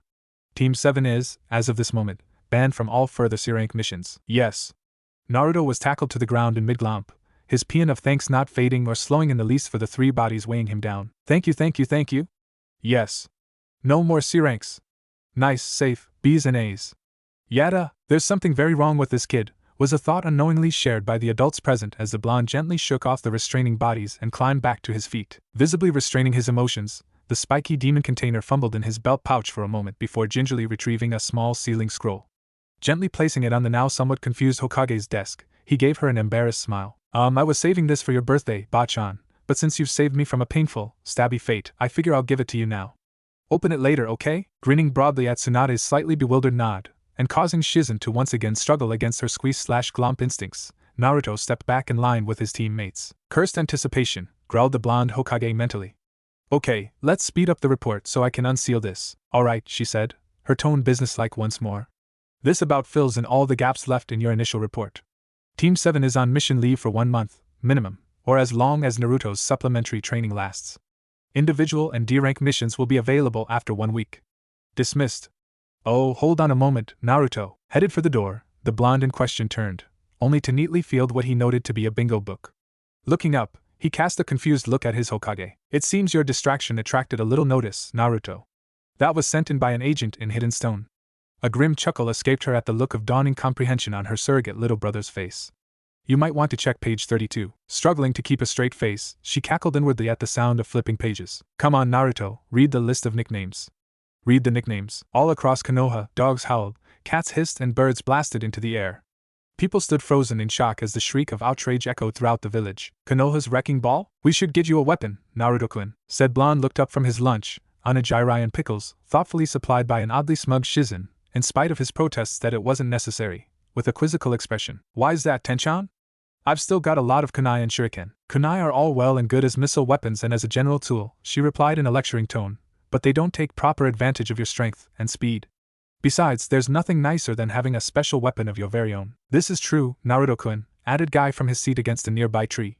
The right tool can allow your youthful flames to flare even brighter. Really? Huh. What weapon do you use, Guy-sensei? I prefer to use Goken in combat, as you know. The great green beast replied. But when facing extremely unyouthful foes I will make use of nunchaku. Anyway, said Tenten, briskly drawing the conversation back. We need to get you a weapon, and you still haven't been by to visit the shop like you promised. In fact, she trailed off as she glanced sharply at the blonde, ignoring the suddenly pale faces of her teammates. Yes. Yes, I think it's time. Time for what, Tenchan? Twinkle's senses tingling. The bun-haired girl's grin had a slightly manic quality as she replied. Time for another of Higurashi Tenten-sensei's amazing ninja makeovers. Yash. Neji, Lee, let us enjoy a youthful race around Konoha, my cute students. Yes, a jog to aid our youthful digestion. Come, Neji-kun, let us go. Now, what was that all about? Wondered Shizen as the trio of dust trails gently drifted in the breeze. Tenten shrugged. Not sure. They've been like that ever since I tried to set Lee up with a pair of cesta. Honestly, it's not as though his eyebrows didn't grow back, after all. She's scaring me, Gaki. Suck it up, tailboy. Anyway, Tenten shook off her reverie and fixed the blonde with a bright smile. Let's go and get you sorted out. Well, okay Tenten, time to sweeten the deal. Tell you what, Naruto-kun. If you don't like the results of the makeover, I won't charge you for the weapon, how's that? Okay, deal. Don't worry, Gama-chan. Your belly will bulge yet. As the two headed off for the Higurashi residence, Shizen having reluctantly departed for the tower with a parting glare for the brunette when Naruto had been distracted, their mood was mixed. Naruto, ignoring the whimpered protests of his tenant, felt a cautious optimism. Tenten, while outwardly calm, was on the inside engaging in a squealing chibi dance of glee. So, said Tenten, her professional tone contrasting with the sparkling in her eyes. Is there any weapon you particularly like? Naruto considered. He had resigned himself to the fact that, now that Tenten had gotten her hands on his gear and garb, he would indeed be paying for the weapon. It transpired that Tenten's parents owned the largest shinobi outfitters in the village, with a correspondingly large selection of merchandise. As a result, Naruto now found himself the proud owner of a complete set of good quality field equipment, a pack, several spools of high-tensile ninja wire, and an instruction manual on its use. He'd taken Kuroyama-san's advice, and a newly updated set of bingo books. He was a little sad at the loss of his jumpsuit, though, Tenten having declared it an insult to the ninja profession. Half an hour of frantic activity and much in and out motion of dressing rooms later found him clad in a set of dark khaki combat gear and heavy cloth, a tough fabric gear harness and metal-reinforced tabi boots. The sole concession to his love of orange allowed by the driven young Kunoichi was a tight-fitting jacket and vertical tiger stripes which he justified with a cheerful yet thoroughly arcane dissertation on color, human distance perception and optical illusions. Naruto was just glad he could keep at least a little of his favorite color. Still, the gear was a hell of a lot better than anything he could usually afford. The teammate of Tenten discount helped too. Yes, on the whole, Naruto was quite satisfied. Me too. It was so embarrassing to have my prison looking like a magnesium flare. And so, as per the deal, he would indeed be paying for the weapon. Well, he said finally, maybe a katana. No swords. Tenten interrupted firmly. But dash. No. No swords. A sword would be totally unsuited to you. It's a matter of tensile strength.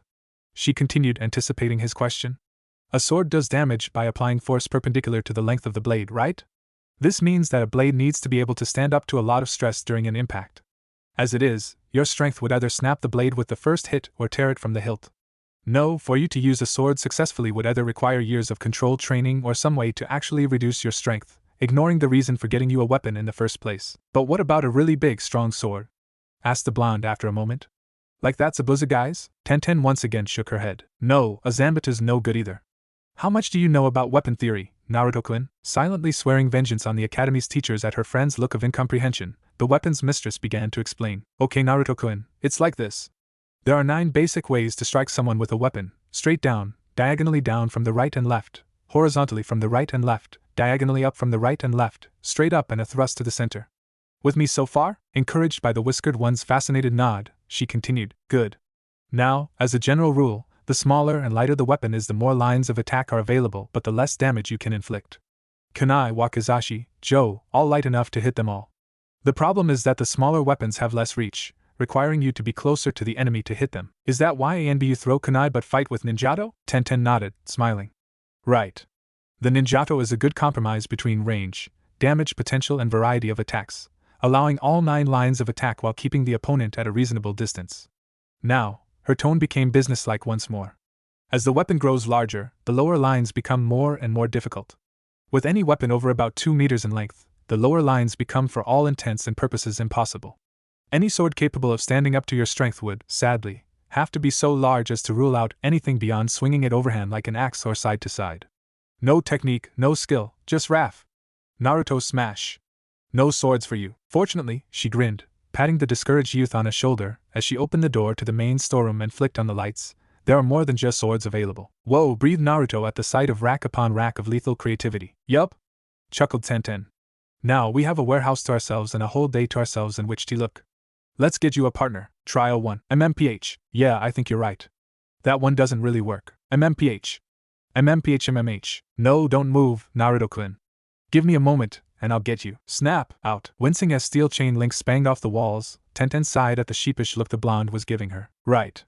Well, I think we'll steer clear of chain weapons from now on, huh? Yeah, I think you're right, Tenchan. Meteor hammer, rejected. Trial 2. So, what do you think? Hefting the long work of metallic art thoughtfully, Naruto considered. Well, the lines of the blade are nice, and I like how the wood tones set off my eyes. And it has a nice, neo-barbarian appeal. Well, come on then, interjected a visibly cheerful Tenten, gesturing at a life-size training dummy.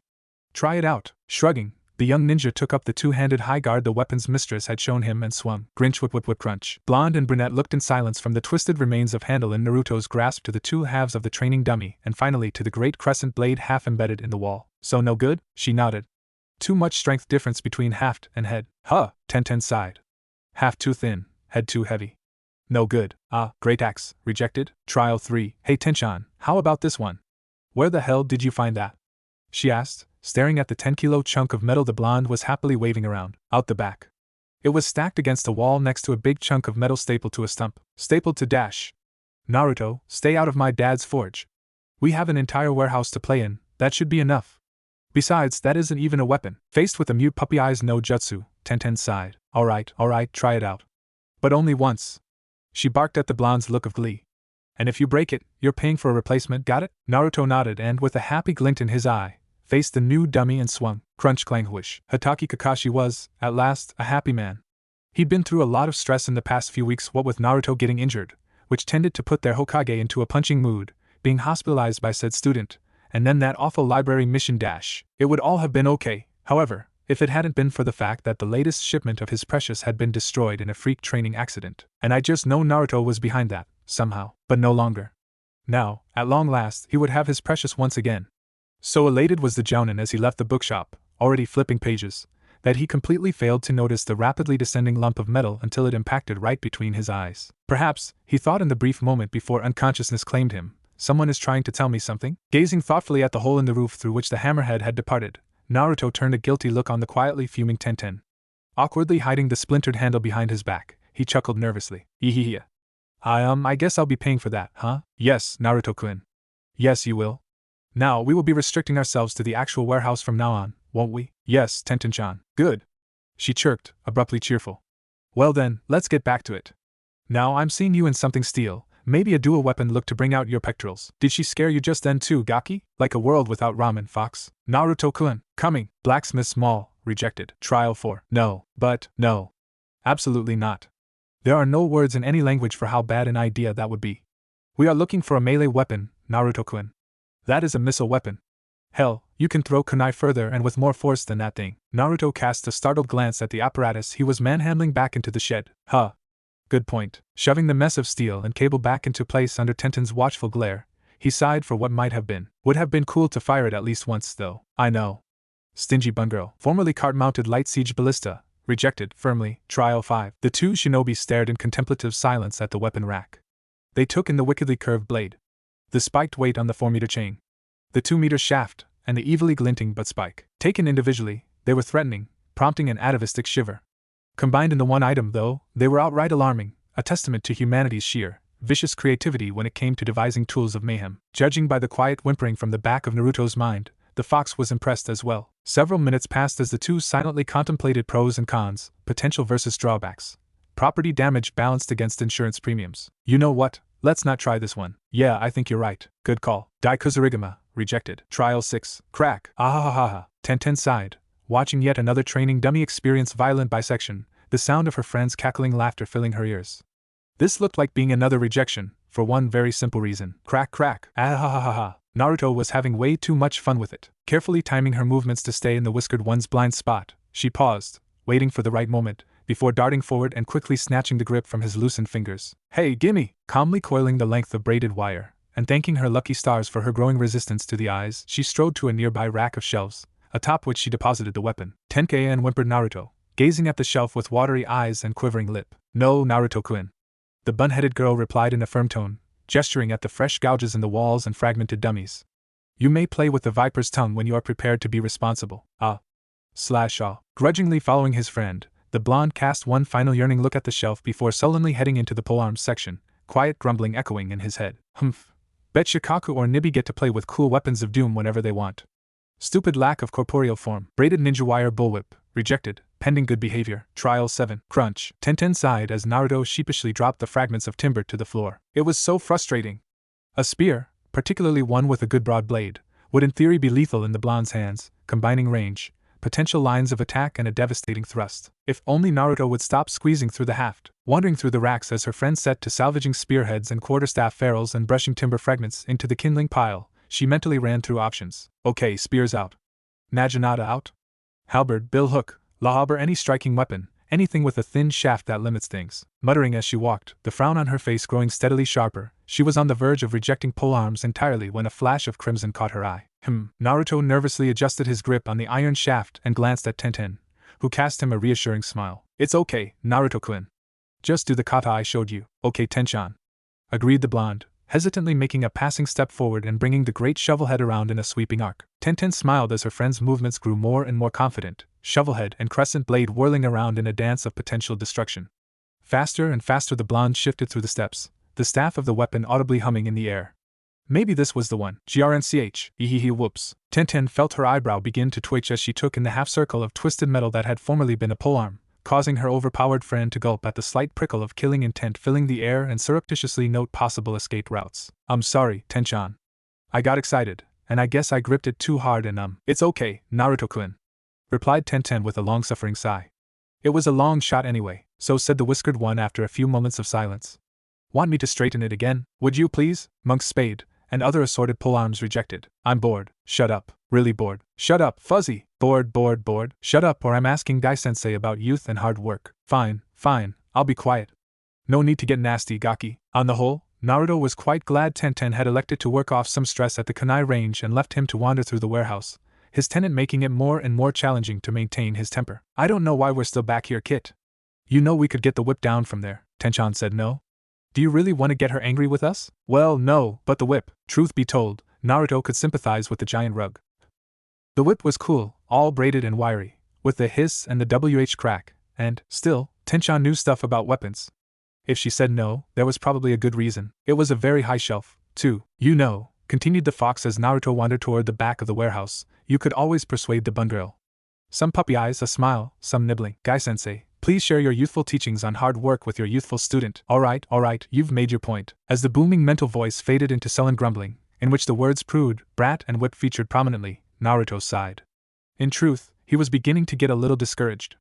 Even after a day's looking under the guidance of Konoha's premier weapons mistress, they hadn't found anything. We found the whip, interjected a certain oversized chicken thief in a sullen tone. Will you shut up about the whip already? Snapped the blonde, temper finally worn through. Yeah, I liked it too, but Tenchan said no whip, so no whip. Besides, he continued, we could still find something. Yeah, right. Like anything cold be as cool as the whip. How about that? Replied Naruto, gaze fixed on a nearby weapons rack. I stand corrected. Yanking the last kunai from the target with perhaps a tad more force than truly necessary, Tenten slumped down onto the ground with a growl. It was so frustrating. She never had this much trouble setting someone up before. Even Lee had required only a few hours to hook up, even if he did only use the cesti on rare occasions. And then there was Naruto. 9 hours, 8 trials and countless outright rejections later, and he still hadn't met his perfect partner. No, this could not continue. Her reputation as a metallurgical matchmaker was at stake. If the gentle reader has perhaps been wondering how Tenten managed to reconcile being both a weapons mistress and a romantic, let them wonder no more. Okay, she thought. Let's review. It needs to be strong enough to stand up to a strike, long enough to extend his range, but not so long that it reduces his attack potential. It should be easily carried, not too complex in form, and ideally be all of one material, with no weak spots. So basically, it should be dash. Hey Tenchan, check this out. That oak it was, nearly 2 meters of dark, fire-hardened oak. Castle gates would be made of such oak, and verily, the ranks of attackers would break upon them as a wave upon a cliff. And lo, the oak did lay sheathed all around with steel, blue dark and gleaming. At one end did lay a ring, that the wielder might hold it firm in the grasp as mayhem was dispensed. At the other, a spike, shining dully, whispering its promise of pain. Behold! They sang. We are wrath. We are destruction. Through us our enemies vanquished. Obstacles crushed. Property values lowered, for behold! We are all that is bad ours. Naruto took a cautious step back at the adoring look now worn by his friend, noting with trepidation the way her gaze refused to shift from the weapon. Gah! So much twinkling. Where did you find that, Naruto-kun? Stuttered Tenten, forcibly shaking off her fortunately brief bout of glittery weapon mania. Right down the back of the warehouse, behind where the big crossbow thingy was. The boy replied. It looks like it had been there a while though. Dust everywhere. Wow. This could be perfect. Good reach, good size, suitable for two and… She cut off momentarily as the blonde began twirling the black length of wood, steel and awesome around like an oversized baton. One-handed grip. You can obviously lift it okay, so there's really only one thing left to do. Test it? Test it. To the training ground. Wait. Tenten paused in her forceful stride to the door at her friend's shout. One thing before we go, Tenchan, he said, face uncharacteristically serious. What's that, Naruto-kun? What is this anyway? The Tetsubo, Tenten explained on their way to a safely distant training ground, having recovered from her face fault with admirable speed, or Oni Club, was a relatively ancient weapon used mainly in large-scale battles against cavalry. Its great weight and size allowed for tremendous force in its strikes, crippling or outright killing even moderately armored foes in a single hit. Like the lance, the pike and, for that matter, the light cart-mounted siege crossbow, the Tetsubo was a specialized weapon, intended for use against a specific foe. Against a horse, against a tough, slow target, against a structure, the Tetsubo was the angry fist of Kami. Against anything smaller and more nimble than a man on horseback, though, it was at best a dangerous annoyance. Or at least, for anyone other than you, Naruto-kun. Most people don't have the strength to swing it fast enough to be a real threat. The way you've been twirling it around, though, a slightly crazed smile, that Naruto had mentally labeled the squee. Weapons. Look appeared on her face. I don't think you're going to have a problem at all. Now, she gestured at one of the ubiquitous training logs with a grin. Let's try out a one-handed descending strike. Naruto was, by now, quite leery about swinging anything with force, but Tenchan looked pretty happy, so, with a mental shrug, he brought the iron-bound awesome up over and, stepping with his right foot down. Crunch. Okay, said Tenten, taking in the scene. Test 1 results. Training log is split in half and embedded an estimated meter into the ground. How's the club? Inspecting the implement of Crushy Doom and, to his delighted surprise, finding it to be virtually pristine, the sunny youth favored his friend with a relieved grin and a thumbs up. Great. Okay, now for the two-hand grip. Try a flat strike from the right with a passing step. Yosh! Flush with success and swept up in Tenten's infectious enthusiasm, the blonde shinobi wound, stepped, swung and followed through. SMAC quip whip whip. As the two ninjas stared in pleased awe at the twinkle that marked the now aerial training post, a companionable silence fell. Until a thought made itself known. Tenchan, isn't Konoha in that direction? Momentarily worried, Tenten frantically visualized their surroundings before sighing in relief. Yeah, but just the outskirts. I'm pretty sure there's nothing much there, just a few stores and warehouses is all, so the log won't hit anything important then. Lucky, clearly, thought Kakashi as he adjusted the ice back under his hitite. This was not his day. First, he had been hit by a ballistic hammerhead falling from the sky. Then, his newest Ika had been trampled to a pulp by Guy and Lee, and now that he came to think of it, Neji. Odd, as they passed in yet another youthful, make-you-wish-for-death training exercise. The icing on the cake, however, had been the revelation that, in the hour or so it took him to wake up and get treated, his usual store had utterly sold out of his precious. If that wasn't a sign that the very kami themselves were against him, he didn't know what was. Clearly, careful measures needed to be taken. Avoid his students, first and foremost. Can't risk jinxing them too, after all. Next, avoid the most frequented and well-populated areas. Like, pick an example, the mission room. It'd probably get struck by lightning or something, otherwise. Good call there. Last, avoid all the usual sources of his precious, neatly ruling out all 3 of Konoha's main bookshops. Stalking toward the dilapidated, weather-beaten old building, its faded signs simply reading books, Kakashi drew a breath. Okay, this was just a basic retrieval mission, that's all. In and out with the precious. Easy. He was former ANBU after all. Nothing could go wrong. Hearing the steadily approaching whistling, the scarecrow's heart sank. Breathing a resigned sigh even as he positioned himself to avoid the worst of the debris, Kakashi silently vowed a worthy revenge on the source of his misfortunes. Then the log hit, and everything went dark. Anyway, continued Tenten, I think we found a good partner for you. What do you think? Naruto considered briefly. Well, it is the only weapon that hasn't broken, except for the whip. Except for the whip, so that's definitely a point in the plus column. And I'm betting most people will expect it to be slow, so there's the surprise factor too. What do you think, Fox? I say go for it. The perfect artistic blend of brutality and finesse, form and function. Combative art at its most pure, air, plus, it's badass. Can't go wrong with something badass. Had me worried there for a moment, Fox. Let's do it. Tenten, who had been watching Naruto with mounting concern as the moments passed in silence, blinked in mild surprise as the blonde flashed into an abruptly brilliant smile. So, come to a decision then? She asked with a grin. Yep. Smiled the sunny youth. This iron Oni club thingy. Tetsubo, right, well, it's awesome and badass and doesn't break in half or get pinched through or get twisted into a knot, and it's almost as cool as the whip. Tenten smiled as Naruto trailed off, his tone suddenly wheedling. No whip for you, Naruto-kun. Maybe when you're older. Stingy. Ignoring the grumbles from his subconscious, the young man gave the club an idle twirl or two as he mustered his thoughts. It's pretty distinctive, too. You remember someone who uses a giant club. So, does this mean you'll take it then? Chirped Tenten, eyes sparkling. Yup. It's too cool not to. Yada! Exclaimed the young weapons mistress as she assumed a victory pose with the peace sign. Another success for weapon matchmaker Tenten-sensei. Ahahaha. It was a tribute to how desensitizing time spent with Team Guy could be that Naruto felt only a slight trepidation at the sight of the now maniacally cackling Tenten.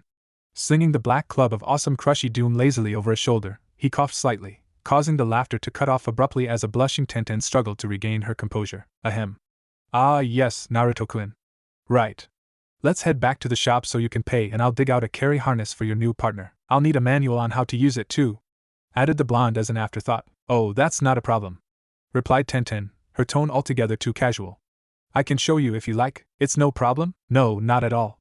Team Guy did get assigned to help you train, after all. Her tone was, by now, sweet enough to almost require a shot of insulin.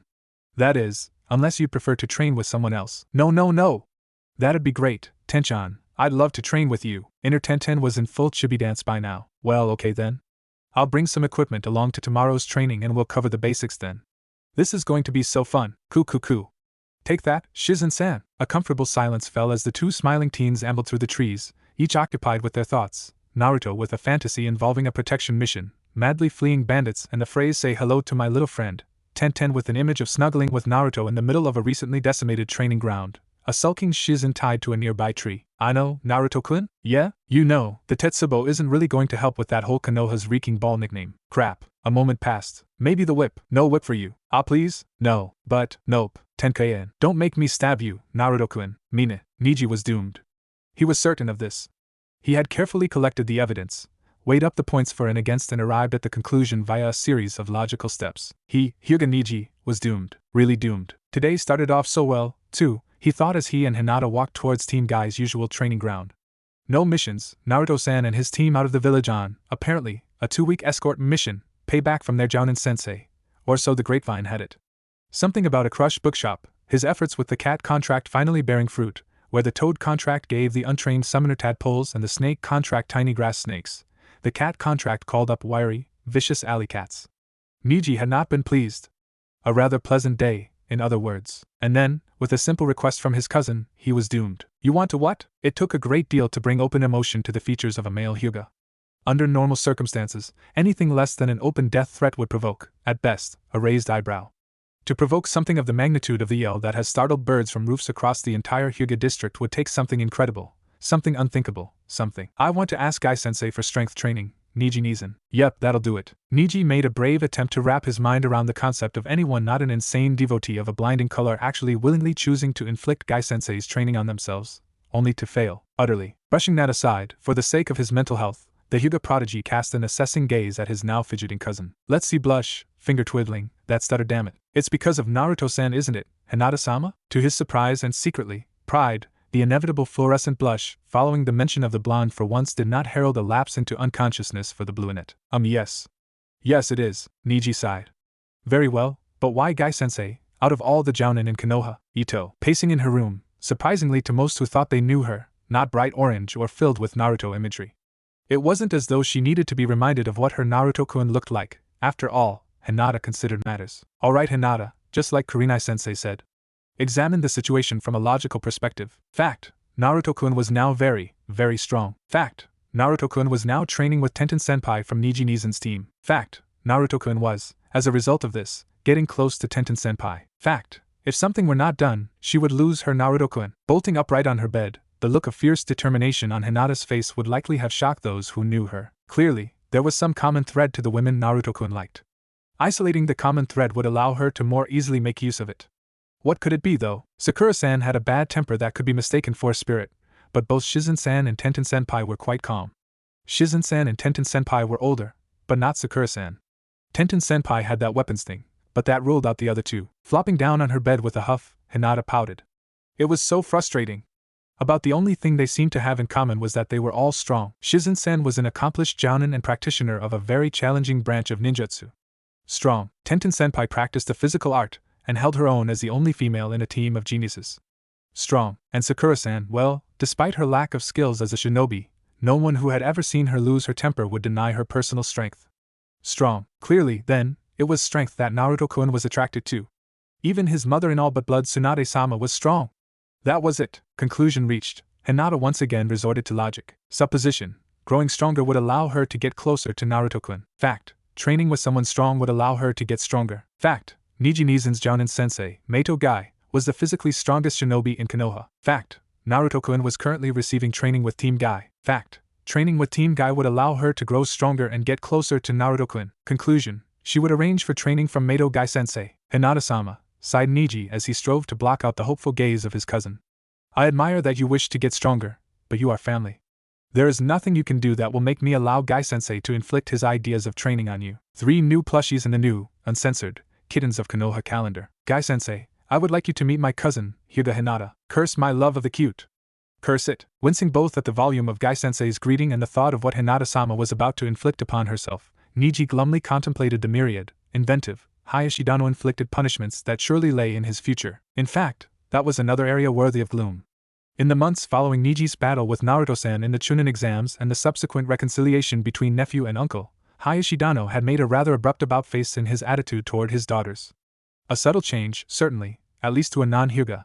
Hayashidano was still every bit as stern and stoic as ever, but where before that reserve hid a firm disdain and lack of concern for his daughters' fates, it now hid a raging and at times alarming paternal protectiveness. It was common knowledge within the Hyuga compound that Hinata-heim and Hanabi-heim would be living under curfews until they were 30, hence Neji's present dismay. Since the new Hayashidano had yet to develop a sense of proportion concerning his daughters, a grazed knee or inconsequential act of rudeness would more likely than not be met with the same response as an attempted assassination, either response being delivered with the same cool, emotionless Hyuga efficiency. Neji made a mental note to have a quiet word with the green beasts as soon as possible on the subject of proper behavior, improper and the violent, Byakugan-impelled vengeance that would inevitably follow the latter. Carefully noting from the shadows that the all-too-familiar genjutsu had dissipated, the stoic young man sighed. He definitely should have stayed in bed. Hinata had to admit, she had been a little apprehensive at the thought of training with Neji Nizen sensei. There were stories about the bowl-cut jounin, crazy stories about insane training.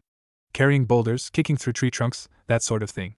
Hinata, being the kind-hearted soul she was, had always dismissed the stories as rumor and exaggeration, with perhaps a touch of envy on the part of the speaker. They couldn't possibly be true. Now though, as she stared at the burning eyes, casting faint shadows from their brightness, and shining grin of her temporary sensei, the young Hyuga found she could believe every single one. She was no longer a little apprehensive. No, she was now extremely apprehensive. Snapping out of her nervous reverie, the shy brunette jerked upright as Guy spoke. So tell me, Hinata-chan, why do you wish to take part in our youthful training? I know I wish to get stronger for someone important to me, and Kurinai-sensei said your training was the best for that. In point of fact, Kurinai-sensei's words had been more along the lines of Guy's training will make you insanely strong, but you need to be insane to try it. Hinata had felt the paraphrasing could be forgiven, considering the good cause. Besides, the Kunoichi persuasion classes she had taken at the academy had stressed the importance of flattery in negotiations. Judging by the look on Guy-sensei's face, the gambit had paid off. Puffing up slightly, the green-clad jounin placed his hands on his hips as he smiled approvingly. Well then, he exclaimed. As a favor to your increasingly youthful cousin, Neji stifled a shiver at the description. I shall assist in the realizing of your youthful fires. Hinata-chan. Lee, Guy-sensei, wa MMPH. Hinata-chan. Lee, Guy-sensei, MMPH. Fortunately for the now thoroughly terrified Hyuga heiress, Guy released the three-way hug of youth, patent pending, when he noticed his newest student going limp. A few hurried apologies and a great deal of gasping later, and the three set about the training. Neji and Tenten, meanwhile, bowed their heads in prayer. Yash. You have stated the desire to become strong as quickly as possible, Hinata-chan, said Guy, his bearing uncharacteristically serious. Continuing at Hinata's nod, and ignoring the smell of incense wasting from Tenten and Neji's direction, he gestured her over to a pile of stones. I will be truthful, Hinata-chan. This training will require every spark and flicker of your spirit and willpower. It will be exhausting and at times painful. But I promise you, you will be stronger than you have ever been, if your drive is firm enough. He paused, eyes calmly meeting her own nervous gaze. What is your decision? Strong. Strong plus Hinata equaled Naruto attention. Naruto attention plus time plus effort equaled Snuggles. Snuggles plus time equaled Guy, and Lee shared a concerned look as the shy girl flushed a youthful but slightly worrying red, eyes glazing over and a silly grin appearing on her face. Tenten twitched from where she was idly twirling a double-ended chain flail. Mr. Smashy Smash. Neji silently winced at the narrow-eyed glare he was suddenly receiving. Oh goody, he thought bitterly as his apparently aggravated teammate straightened. Dodging practice today. Lee took a cautious step forward when the fugue went into the second minute. I know, Hinata-san? I'll do it. Yes, Guy-sensei. For the person I admire, I will accept the training. Guy's features, formerly serious, were transformed as a proud smile appeared on his face. Yash! The flames of youth are strong in you, Hinata-chan. Let the training begin. Come Hinata-chan, Lee. We shall now run 100 laps of Konoha. Hi, and 100. Well done, Hinata-chan. Now we shall climb the Hokage monument 30 times using only our hands. Yash, high, 30, excellent. Now 1000 squat jumps while holding a boulder. High. Well done, Hinata-chan. Next 200 push-ups while in a handstand. High. And finally, 30 laps of Konoha at a full sprint with weights on our ankles. High. Arriving back at the training ground in a cloud of dust, Guy beamed approvingly at his students. Really, the level of enthusiasm and dedication demonstrated by the young heiress was inspiring. Not only had she not bowed out of the training, and Guy was in fact fully aware that most people considered his training methods a tad extreme, she had managed to keep up. Granted, she seemed a bit tired and out of breath, but there was clearly potential. Truly inspiring, that's what it was. Why, even the youthful Neji and Tenten were going about their training with added fervor. One might almost think Tenten really was attempting to dismember her comrade, such was the energy being displayed. Well, he said, flicking a slight sheen of sweat from his brow. Now that we have warmed up our youthful fires with some light exercise, let us begin the training proper. Blarg. As I said, once Hinata-chan has gargled and washed her face, let us begin the training proper. Yash! I shall assist Hinata-san to the stream, Guy-sensei. She seemed slightly fatigued, nodding his approval to the green-garbed genin who proceeded to slip one of Hinata's arms over his shoulders and all but carry her off. Guy considered. Goken would not truly serve in this instance. Strength was more a precursor and prerequisite for Goken than in effect, after all. Standard weight training was out as well. Bulky muscle was a no-no for shinobi, Kunoichi in particular. No, what was required here was strengthened and lengthened fast-twitch muscle, reinforced slow twitch, and some skeletal development. As quickly as possible, no less. Guy's sudden grin brought shivers to the spines of everyone within the city walls. Finally, he thought eagerly. An opportunity to use that jutsu. Once she had washed her face and rinsed the remnants of breakfast from her teeth, Hinata was feeling quite a bit better about the training. Oh, she was still in agony, make no mistake about that. But there was also the undeniable fact that she had managed to keep up. She hadn't quit, hadn't given up, and hadn't stopped until Guy-sensei had called the halt. For the first time in a very long while, Hinata felt a sense of real accomplishment. And then there was Lee-senpai. She honestly found it a little surprising that anyone on a team with both Guy-sensei and Neji Nizan, their many admirable traits notwithstanding, could be such a gentleman, but there you go. Lee-senpai had helped her to the stream, steadied her as she washed her face, and even produced a towel for her from somewhere when she was done, all the while exclaiming over the brightness of her youthful fires at having made it through the warm-up and delicately avoiding mention of her embarrassing gastric malfunction. It was easy to see why Lee-senpai was friends with Naruto-kun, she thought with a giggle. The same open, cheerful optimism about people was a defining trait in both of them, as well as that bouncy energy that seemed to crackle in the air when they got excited, like Akamaru with a ball. She thought, Lee casting a curious glance her way at the quiet chuckle that slipped out. A very deeply hidden part of Hinata's shy and gentle soul seized on the comparison line of thought, and threw out an image of Naruto-kun in Lee-senpai's stretchy suit, prompting the Hinata O.S to engage some emergency breaker switches to stave off a lapse into unconsciousness.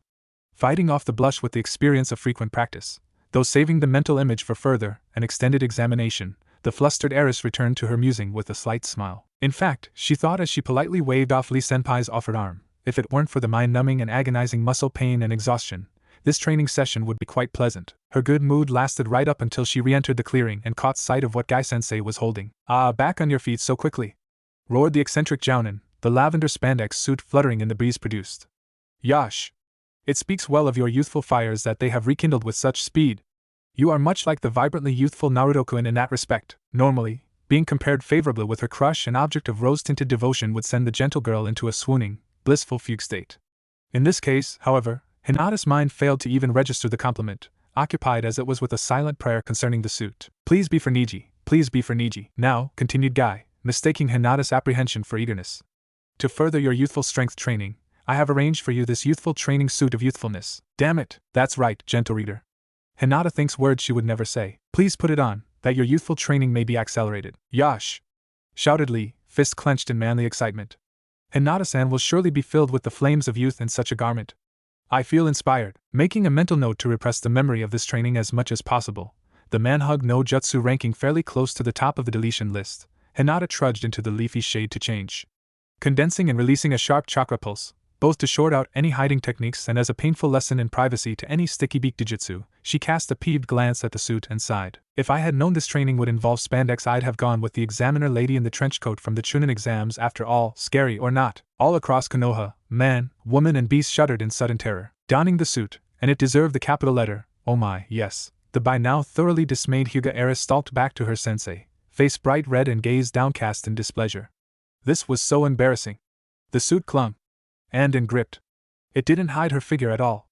She, Hyuga Hinata, would have to walk around in lavender spandex. Hinata sullenly emerged from the undergrowth, firmly slipping her jacket on over the suit, her expression making it abundantly clear that a line was being drawn, beyond which there lay monsters. Ah, Hinata-chan! Roared Guy at her return, silently noting the small act of defiance and approving. Your youthfulness fairly shines forth. I shall now explain the significance of the Mado training suit. Hinata, having been firmly raised by her nannies in the if you have nothing nice to say nothing at all philosophy, judged it safest to maintain a respectful silence and watch for any passing flickers of meaning in the probable torrent of words. The Mado training suit of youth is the crowning achievement of my clan, the energetic Jounin continued, his voice losing some, but by no means all, of its bombasticity. My ancestors were technique designers by speciality, designers of genjutsu, ninjutsu, fuinjutsu. In virtually any technique scroll you may lay a hand on in Konoha, you will find a contribution from my clan. Yes, he continued at Hinata's now fascinated look, if it is not a family or clan-developed technique, odds are that a Mado has been involved in the development. And yet, it is in taijutsu that my family truly shine. Taijutsu, when ninjutsu is defeated, genjutsu is dispelled and fuinjutsu broken. Taijutsu developed, strengthened and perfected through the aid of the other three schools of techniques. And now that you have donned the suit, he straightened, a broad, happy, yet utterly terrifying smile appearing on his face. We can begin. Tenten watched the interaction from across the clearing with mixed and conflicted feelings. The greater part of her, it being abundantly clear to all just who the young Kunoichi special someone was, wanted to unfurl her scrolls, to call forth her armament in wrath and divine stabby vengeance on the interloper. Or at least to make it abundantly clear just who had first dibs on the whiskered blonde, she thought, distractedly flicking a kunai at the only other Hyuga within range. Ah, oops, sorry Neji. Tuning out Neji's ranting, Tenten sighed. As cathartic and satisfying as going all Sengoku on the shy heiress would be, she knew it was ultimately impractical. Damn anti-justifiable murder laws, thunk. Ah, sorry again. My hair. Still, there was another part of her that could actually admire the Bluenet's dedication. As unwelcome as having yet another contender for Naruto might be, it took real dedication to willingly go through Gai-sensei's training. Well, that or a serious mental problem. Thunk. Are you aiming for my head? Sorry. And when you came down to it, Hinata was legitimately trying to improve herself. Granted, her motive for said improvement was a little suspect, but willingness to go to outrageous lengths to become better was something that Higurashi I once threw kunai for 3 straight days to improve my stance. Tenten could, at base, respect. Thunk. Stop aiming for my head. That didn't mean she liked it though. Absent-mindedly unsealing another scroll of pointy implements, to Niji's silent dismay, Tenten pondered. It was possible that the pearl-eyed girl would give up during the training, thus neatly removing herself from the field. Unlikely though, if she hadn't been discouraged by now, she'd probably muscle through on pure willpower. Thunk. Ah. My hair dash. So. Assume she makes it through, gets as strong as she hopes and Gai-sensei intends. Would Naruto like the end result? Why would you hurt my hair? Probably, but not in the way the Hyuga was thinking. Likely as not, the whiskered blonde would prove as clueless as he normally was and just compliment Hinata on getting stronger, leaving things as they were. Yes, she thought. Better to see how matters turned out, and just scale up her own actions. Come now, Hinata-chan. 500 push-ups. Let your youth blaze forth. High. As the shy girl wincingly began the exercises, with Lee doing the same in the interests of fellow feeling, Guy beamed with pride as he began his explanations. As I said, Hinata-chan, the training suit is the product of considerable work in the field of fuinjutsu. You may be feeling chakra pooling in your limbs? Yes, Guy-sensei. How? There are specialized chakra feedback/genjutsu seals woven into the fabric over the primary muscle groups and nerve clusters. As you exercise the muscles, the seals will feed the radiant chakra produced back into the muscles concerned, accelerating the speed of development by several orders of magnitude and eliminating a good portion of the fatigue. How are you feeling? Good, Guy-sensei, Hinata replied with a blink of surprise. My arms, back and chest feel a little tired, but not too bad. There's an odd tingling, though. That will be the youthful feedback seals stimulating the growth of muscle tissue, replied the jounin with a beaming smile of approval.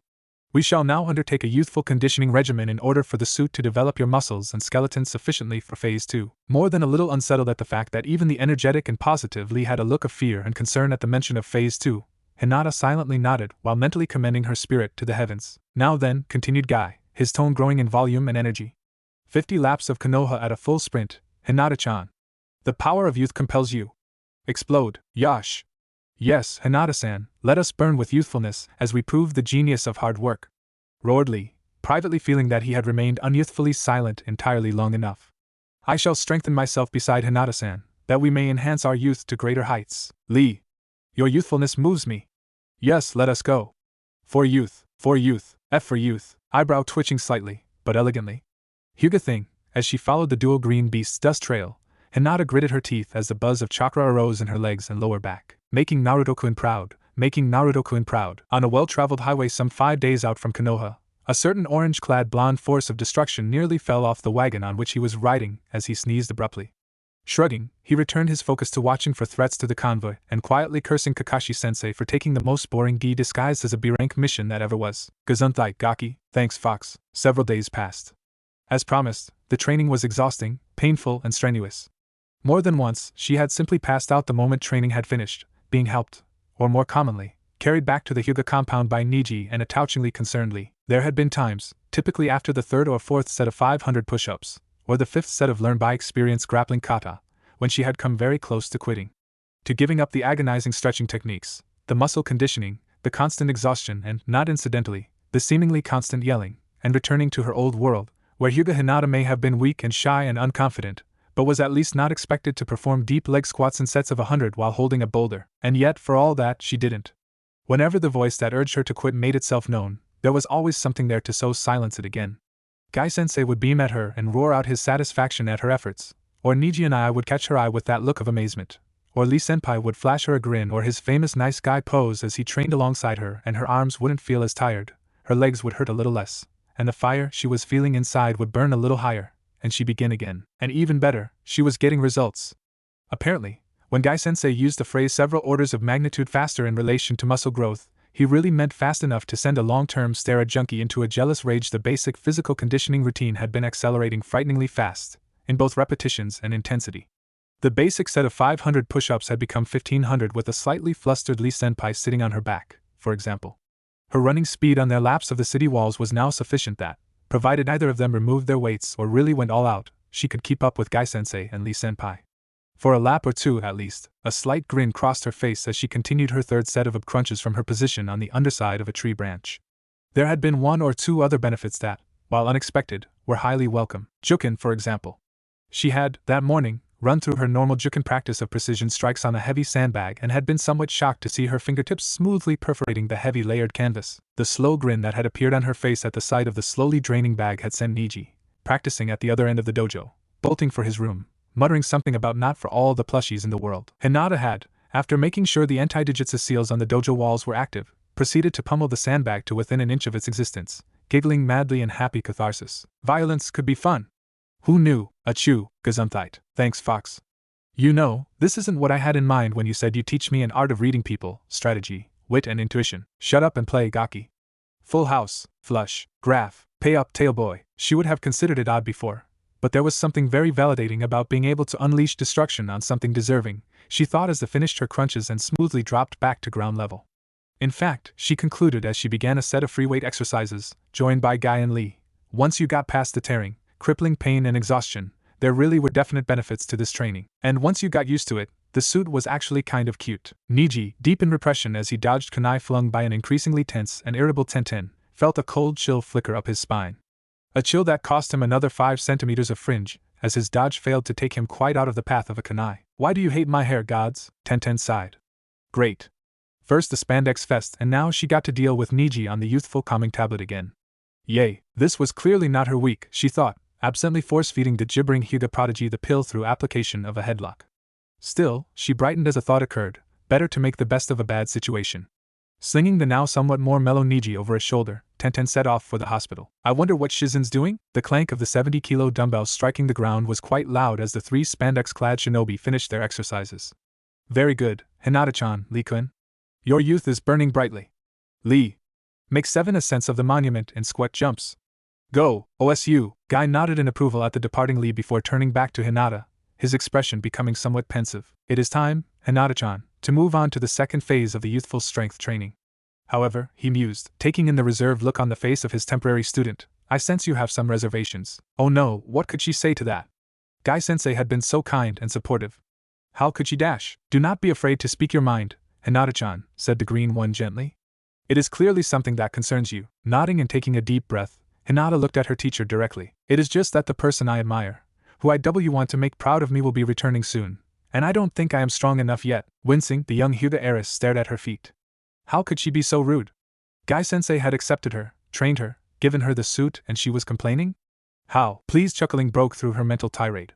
Gingerly glancing back up, she was shocked and relieved at the broad grin on the Jounin's face. The person you admire is very fortunate to know you, Hinata-chan. There is no shame in wanting to work hard for another.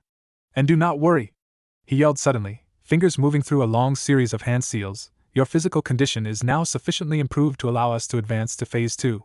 Meito Family Training Technique, Montage no Jutsu. A flash of light and a full-body shiver later, and Hinata opened her eyes to find herself in a dojo. Polished floors, walls festooned with racks of equipment, and a wall scroll with the kanji for guts decorating the wall directly ahead. Looking down, she found that she was still clad in the suit, with the addition of wrist, ankle and belt weights. Welcome, Hinata-chan, to the mental training hall. Turning, she saw Guy-sensei, clad in a simple white gi, fixing her with an amused smile. This is the preliminary stage of Montage no Jutsu, he said, answering her unspoken question. A blend, as I said, of Nin dash, Gen and Fuin Jutsu. Montage no Jutsu can compress 2 weeks of intensive training into a single hour.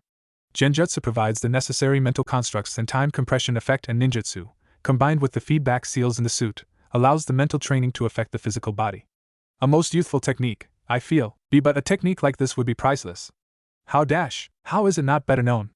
Guy finished for her. There are several drawbacks to this technique, he continued at her nod. First is the fact that the muscles and bones must be at a certain level of development, or irreparable damage would be done to the body. Since that level is what most would term strong enough anyway, most of those who might use this technique think it not worth the effort. As well, the subject's chakra network must be well developed in order for the Nin and Genjutsu to function properly. Is that why Lee-Kyu or Lee-senpai? Yes, he confirmed sadly. If it were not for his condition, such a technique shaking off his pensiveness, the Jounin grew cheerful once more. Still, Lee has acquired great powers of youth through his own hard work and willpower alone. A true inspiration. Smiling in response to the look of glowing pride on her teacher's face, Hinata schooled her expression to seriousness once more as Guy continued. The final drawback of Montage no Jutsu is that the caster must be included in the mental training as well. Not many have the patience to guide a student through 2 weeks of intensive training, unfortunately. Hinata had a flash of Kakashi-sensei attempting the jutsu, and managing to be 2 weeks later even then. Good, thought Guy at the young girl's giggles. Relaxed is good.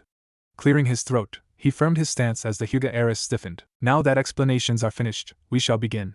Are you ready? Hi! Replied Hinata smartly, pale eyes determined. Then activate. Hinata felt the scene grow misty as, of all things, music began playing. Memories from her introduction to Kiba's record collection, it had taken all she had not to laugh at the dozens of Enka recordings, identified it as that new rock music, heavy on the guitar with a simple and regular beat. Quite catchy, really. As the first few bars progressed, scenes shimmered in her mind's eye, real and immediate as they played, as though she were truly there. Bench pressing 20 kilos. Then 40.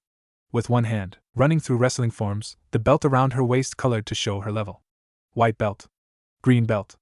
Black belt. Chin-ups with ankle weights. 2 hands. 1 hand. 1 finger. Squats. Squats while holding a weight. A rock. A boulder. Sit-ups. Sit-ups while holding a weight. Sit-ups while suspended from a tree. While holding a weight. Push-ups. Push-ups with weights. On 1 hand. On 1 finger. The images accelerated, merging, parting. As they danced, some distracted part of Hinata, removed from the jutsu, marveled at the feeling of power swiftly building in her limbs. Could this be what Guy-sensei, Lee-kun and Naruto-kun felt like all the time? No wonder they were always so upbeat, This was amazing. Gradually, though, the mill race of scenes and images slowly faded into a quiet darkness as Hinata's psyche drifted into slumber. Ada-chan, MRPH, Hinata-chan, 5 more minutes, Otasama. A chuckle. Ah, greetings, Naruto-kun. Ah, bolting upright, Hinata looked around frantically for the whiskered blonde, face beet red. Sighing in relief when the search came up negative, she turned the full arctic fury of the Hyuga glare at the green-clad genin responsible, causing him to raise his hands defensively. I apologize, Hinata-chan, but you seemed determined to sleep and Guy-sensei advised me that this tactic, though unyouthful, would be effective. Anyway, interjected Guy, recognizing the potential for unyouthfulness in the glare now aimed in his direction. How are you feeling, Hinata-chan? You took to the montage no jutsu very well, with most youthful effects. Blinking, Hinata rose to her feet, not noticing the shocked looks of her freshly returned from the hospital and still a little elsewhere cousin and Tenten as her coat fell to the ground, and conducted a quick self-assessment. I feel good, she said, flexing her arms, enjoying the sensations of dense muscles moving against each other. Very good. Light and good. Wow, she could see the reasoning for the suit, now. Probably nothing else would be as comfortable right now. Idly turning a leg-thick tree branch between her fingers and reveling in her newfound digit strength, Juken strikes would be interesting now. Oh yes, she finally caught the gawking looks being cast at her. Ano, is something wrong? Wordlessly summoning a signal mirror from a scroll, Hinata's bun-headed rival/senpai handed it to her, and took a measured step to the rear. Suddenly frightened, the brunette shakily moved her gaze to the polished metal. Had something gone wrong? Was she deformed? Misshapen? She felt wonderful, but what if she was some warped, over-muscled freak? What if okay. Face was fine, no changes there. Maybe just a little more definition in the cheeks, but she could live with that. Moving down. Neck okay too. A little more muscle, but not too much. At least she still had a neck. Shoulders. Okay, wow. Corded, dense yet compact muscle as far as she could see, the slightest twitch clearly visible through the spandex. Arms, much the same. Not bulky by any means, but neither were they the willowy, slender arms of the Hyuga ideal. Swallowing nervously, Hinata angled the mirror further down. Sweet heavens, she had a six-pack. No Hyuga had a six-pack. Otasama didn't have a six-pack. The sleek muscle of thighs and calves was almost a letdown after the shock of the six-pack, but at least it was now clear why Tenten-senpai and Neji and I were staring. As it happened, though, it was only Tenten who was shocked at the formerly petite Hyuga's sudden development. Neji, still feeling some lingering effects from the calming tablet and the meeting with Shizen-san at the hospital for a quick detox treatment for the same, was lost in a mental image of Guy-sensei somehow being contagious, interspersed with nightmarish images of just what Hayashidano was going to do to him for allowing the demented jounin to corrupt his precious little girl. Tenten, however, was indeed taking in the changes. It was not every day, after all, that you saw someone go from doll-like to, for want of a better term, buffed in a single hour, especially a member of a clan famous for its gracile body type. Yash! Hinata-chan's flames of youth are burning ever brighter, exclaimed Lee. Her previous beauty has been stoked by your youthful training, Guy-sensei. Blushing brilliantly, which somehow contrasted quite nicely with the lavender bodysuit, Hinata mumbled her thanks. That smile is just like Naruto-kun's, she mused, fingers unconsciously tapping at the thought. If the gentle reader has not hitherto seen an extremely well-muscled young lady in lavender spandex acting bashful, rest assured, it is a thoroughly adorable sight. Doomed. So very doomed. Utterly doomed. Tenten absently planted an elbow into the muttering branch member's ribs as Guy looked on his newest success with pride. Yash! Well done, Hinata-chan. Your youthfulness is blazing forth brilliantly. You have showed tremendous determination these past few days, as much as any of my youthful students. Know that, should you wish to further expand and fan your flames of youth, you will always be welcome to train with us. Yes, Hinata-chan, added Lee, the flames in his eyes veritable bonfires. Your youthful determination has been an inspiration to us. Please lend your youthfulness to us. That sounded so wrong, thought Tenten, schooling her features to stillness. They actually want to train with me? Wondered Hinata in pleased surprise. Guy-sensei and Lee-kun were so kind. Doomed. Guess who? Taking in the beaming smiles of the two green ones, ignoring the horror on the face of her cousin, and the grudging respect on the face of Tenten-senpai, Hinata came to a decision. There was still some time before Naruto-kun was due to return and, if Guy-sensei's exuberant shouting was to be believed, many more exercises to try. Guy-sensei, please train me further, she said firmly. Stutter gone. Lee cheered, Tenten sighed, Neji passed out, and Guy smiled, pride and approval beaming out like a burning brand. Taking a deep breath, he mustered his youthful strength and flashed the nice guy pose, teeth glinting in the golden sunlight. Very well. Come, my youthful students. 50 laps around Konoha to cool our burning blood. Yash! Yash! As Hyuga Hinata ran after her part-time sensei and second favorite genin, she smiled. Life was indeed youthful. In the end, it was actually several days before the changes undergone by Hinata-sama came to Hayashidano's attention. Several very tense days on Niji's part, filled with anxiety and paranoia. Finally, just as a little flicker of hope had begun to spark, that perhaps Hayashidano would not be mad, he had been summoned to the clan leader's study. "Neji-kun," said the stone-faced patriarch as the young man knelt in Saiza. "I wonder if you might be able to explain some slight changes I have noticed in my eldest daughter." "Well, changes," the clan head continued, smoothly overrunning Niji's attempt at reply, "such as the set of dumbbells, bench press rack and the Nautilus machine now set up in her quarters. Or her sudden appreciation of the wonders of spandex? That, or perhaps the dramatic increase in the frequency of the word youth, and its variance in her vocabulary? Or, just maybe, you might offer some insight into the outcome of her most recent sparring match with her sister?" queried the stoic leader, picking up a sheet of paper. "Ah yes," he said dryly. The match began. Hanabi-chan attempted a disabling strike to the shoulder. Hinata-chan seized her by the wrist, applied a hitherto unknown to us restrained hold, shouted, "Ahem, divine youthful piledriver." Neji winced, and forcefully applied Hanabi-chan to the tatami. A victory, but a most unconventional one, wouldn't you say? Correctly interpreting the pause as an instruction to speak, Neji cleared his throat. Explanation time. Hinata-sama expressed a desire to become physically stronger and had selected Gai-sensei as the best possible candidate as an instructor. I attempted to dissuade her from this course, but was unsuccessful. Bowing forward, he placed first his hands, then forehead on the floor. "My deepest apologies. There. Done. All up to chance now." Either Hayashidano would unleash the full apocalyptic fury of his fatherly overprotectiveness and reduce him to a small, red, jellyfish-like thing, or he wouldn't. A curiously liberating feeling, really. "Not at all, Neji-kun. I'm delighted." "Wow. That was unexpected. This is the most confident I've seen my little girl in years, on a par with when she first mastered the 64 palms. And the happy but surprised look she had when Hanabi-chan woke up was simply adorable. My little girl is growing up." It wasn't Hayashidano acting the doting father that freaked him out, Neji would later observe. It was the fact that he did not once break from his Hyuga monotone while doing so. To be able to say something like that, in a tone that might well make an Abdurrahim blink in professional envy, and still make very clear one's utter sincerity, bespoke a rare and frightening gift. Pushing the matter of idiosyncratic vocal mannerisms aside, Neji once more allowed a flutter of hope to enter his heart. Perhaps, just perhaps, he might be able to avoid gruesome, twisty fatherly punishment today. Hayashidano had professed to being delighted, after all. Maybe. "In fact, Neji-kun, Hinata-chan's training has had such a positive effect that I thought you might benefit from something similar. With that in mind, I've taken the liberty of having a word with a jounin of my acquaintance." Neji felt his heart drop to his sandals, where it was trampled in a cattle stampede. "Yo, Hayashi. This the kid? And then eaten by a python?" Hayashi nodded, waving the purple-haired Kunoichi forward. "Yes, Mitarashi-san. This is my nephew Neji. Neji-kun, an old acquaintance of mine, Special Jounin Mitarashi Enko," her characteristic grin stretching even wider at the slight look of terror on the boy's face. The snake mistress circled her new student with a possessive eye before turning back to the clan head. I'll either have him chewing nails and spitting kunai in a fortnight, or break him in a week." Hayashi considered for a moment before cheerfully, or at least, as close as a traditional Hyuga ever got, nodding. "Yes, I believe that would be satisfactory. By all means, take as long as you need. Have a pleasant training session, Neji-kun." "Yes," thought the shell-shocked Neji. Hayashidano was angry. "Oh, make no jutsu." Neji watched, impassive, as his cousin twitched in the grips of the genjutsu, flinching slightly at each muttered youth. "Or Yash, you did the right thing, Neji," said Kurenai-sensei, placing a comforting hand on the suffering youth's shoulder. "The training from Hell Genjutsu will keep her from hurting herself until the Yamanaka can trace the source of the insanity, and hopefully treat it." Nodding absently in thanks, the stoic Hyuga prodigy went back to watching over his cousin, actually wanting to train with Gai-sensei. "I'm sorry, Hinata-sama. I had to help you. Forgive me."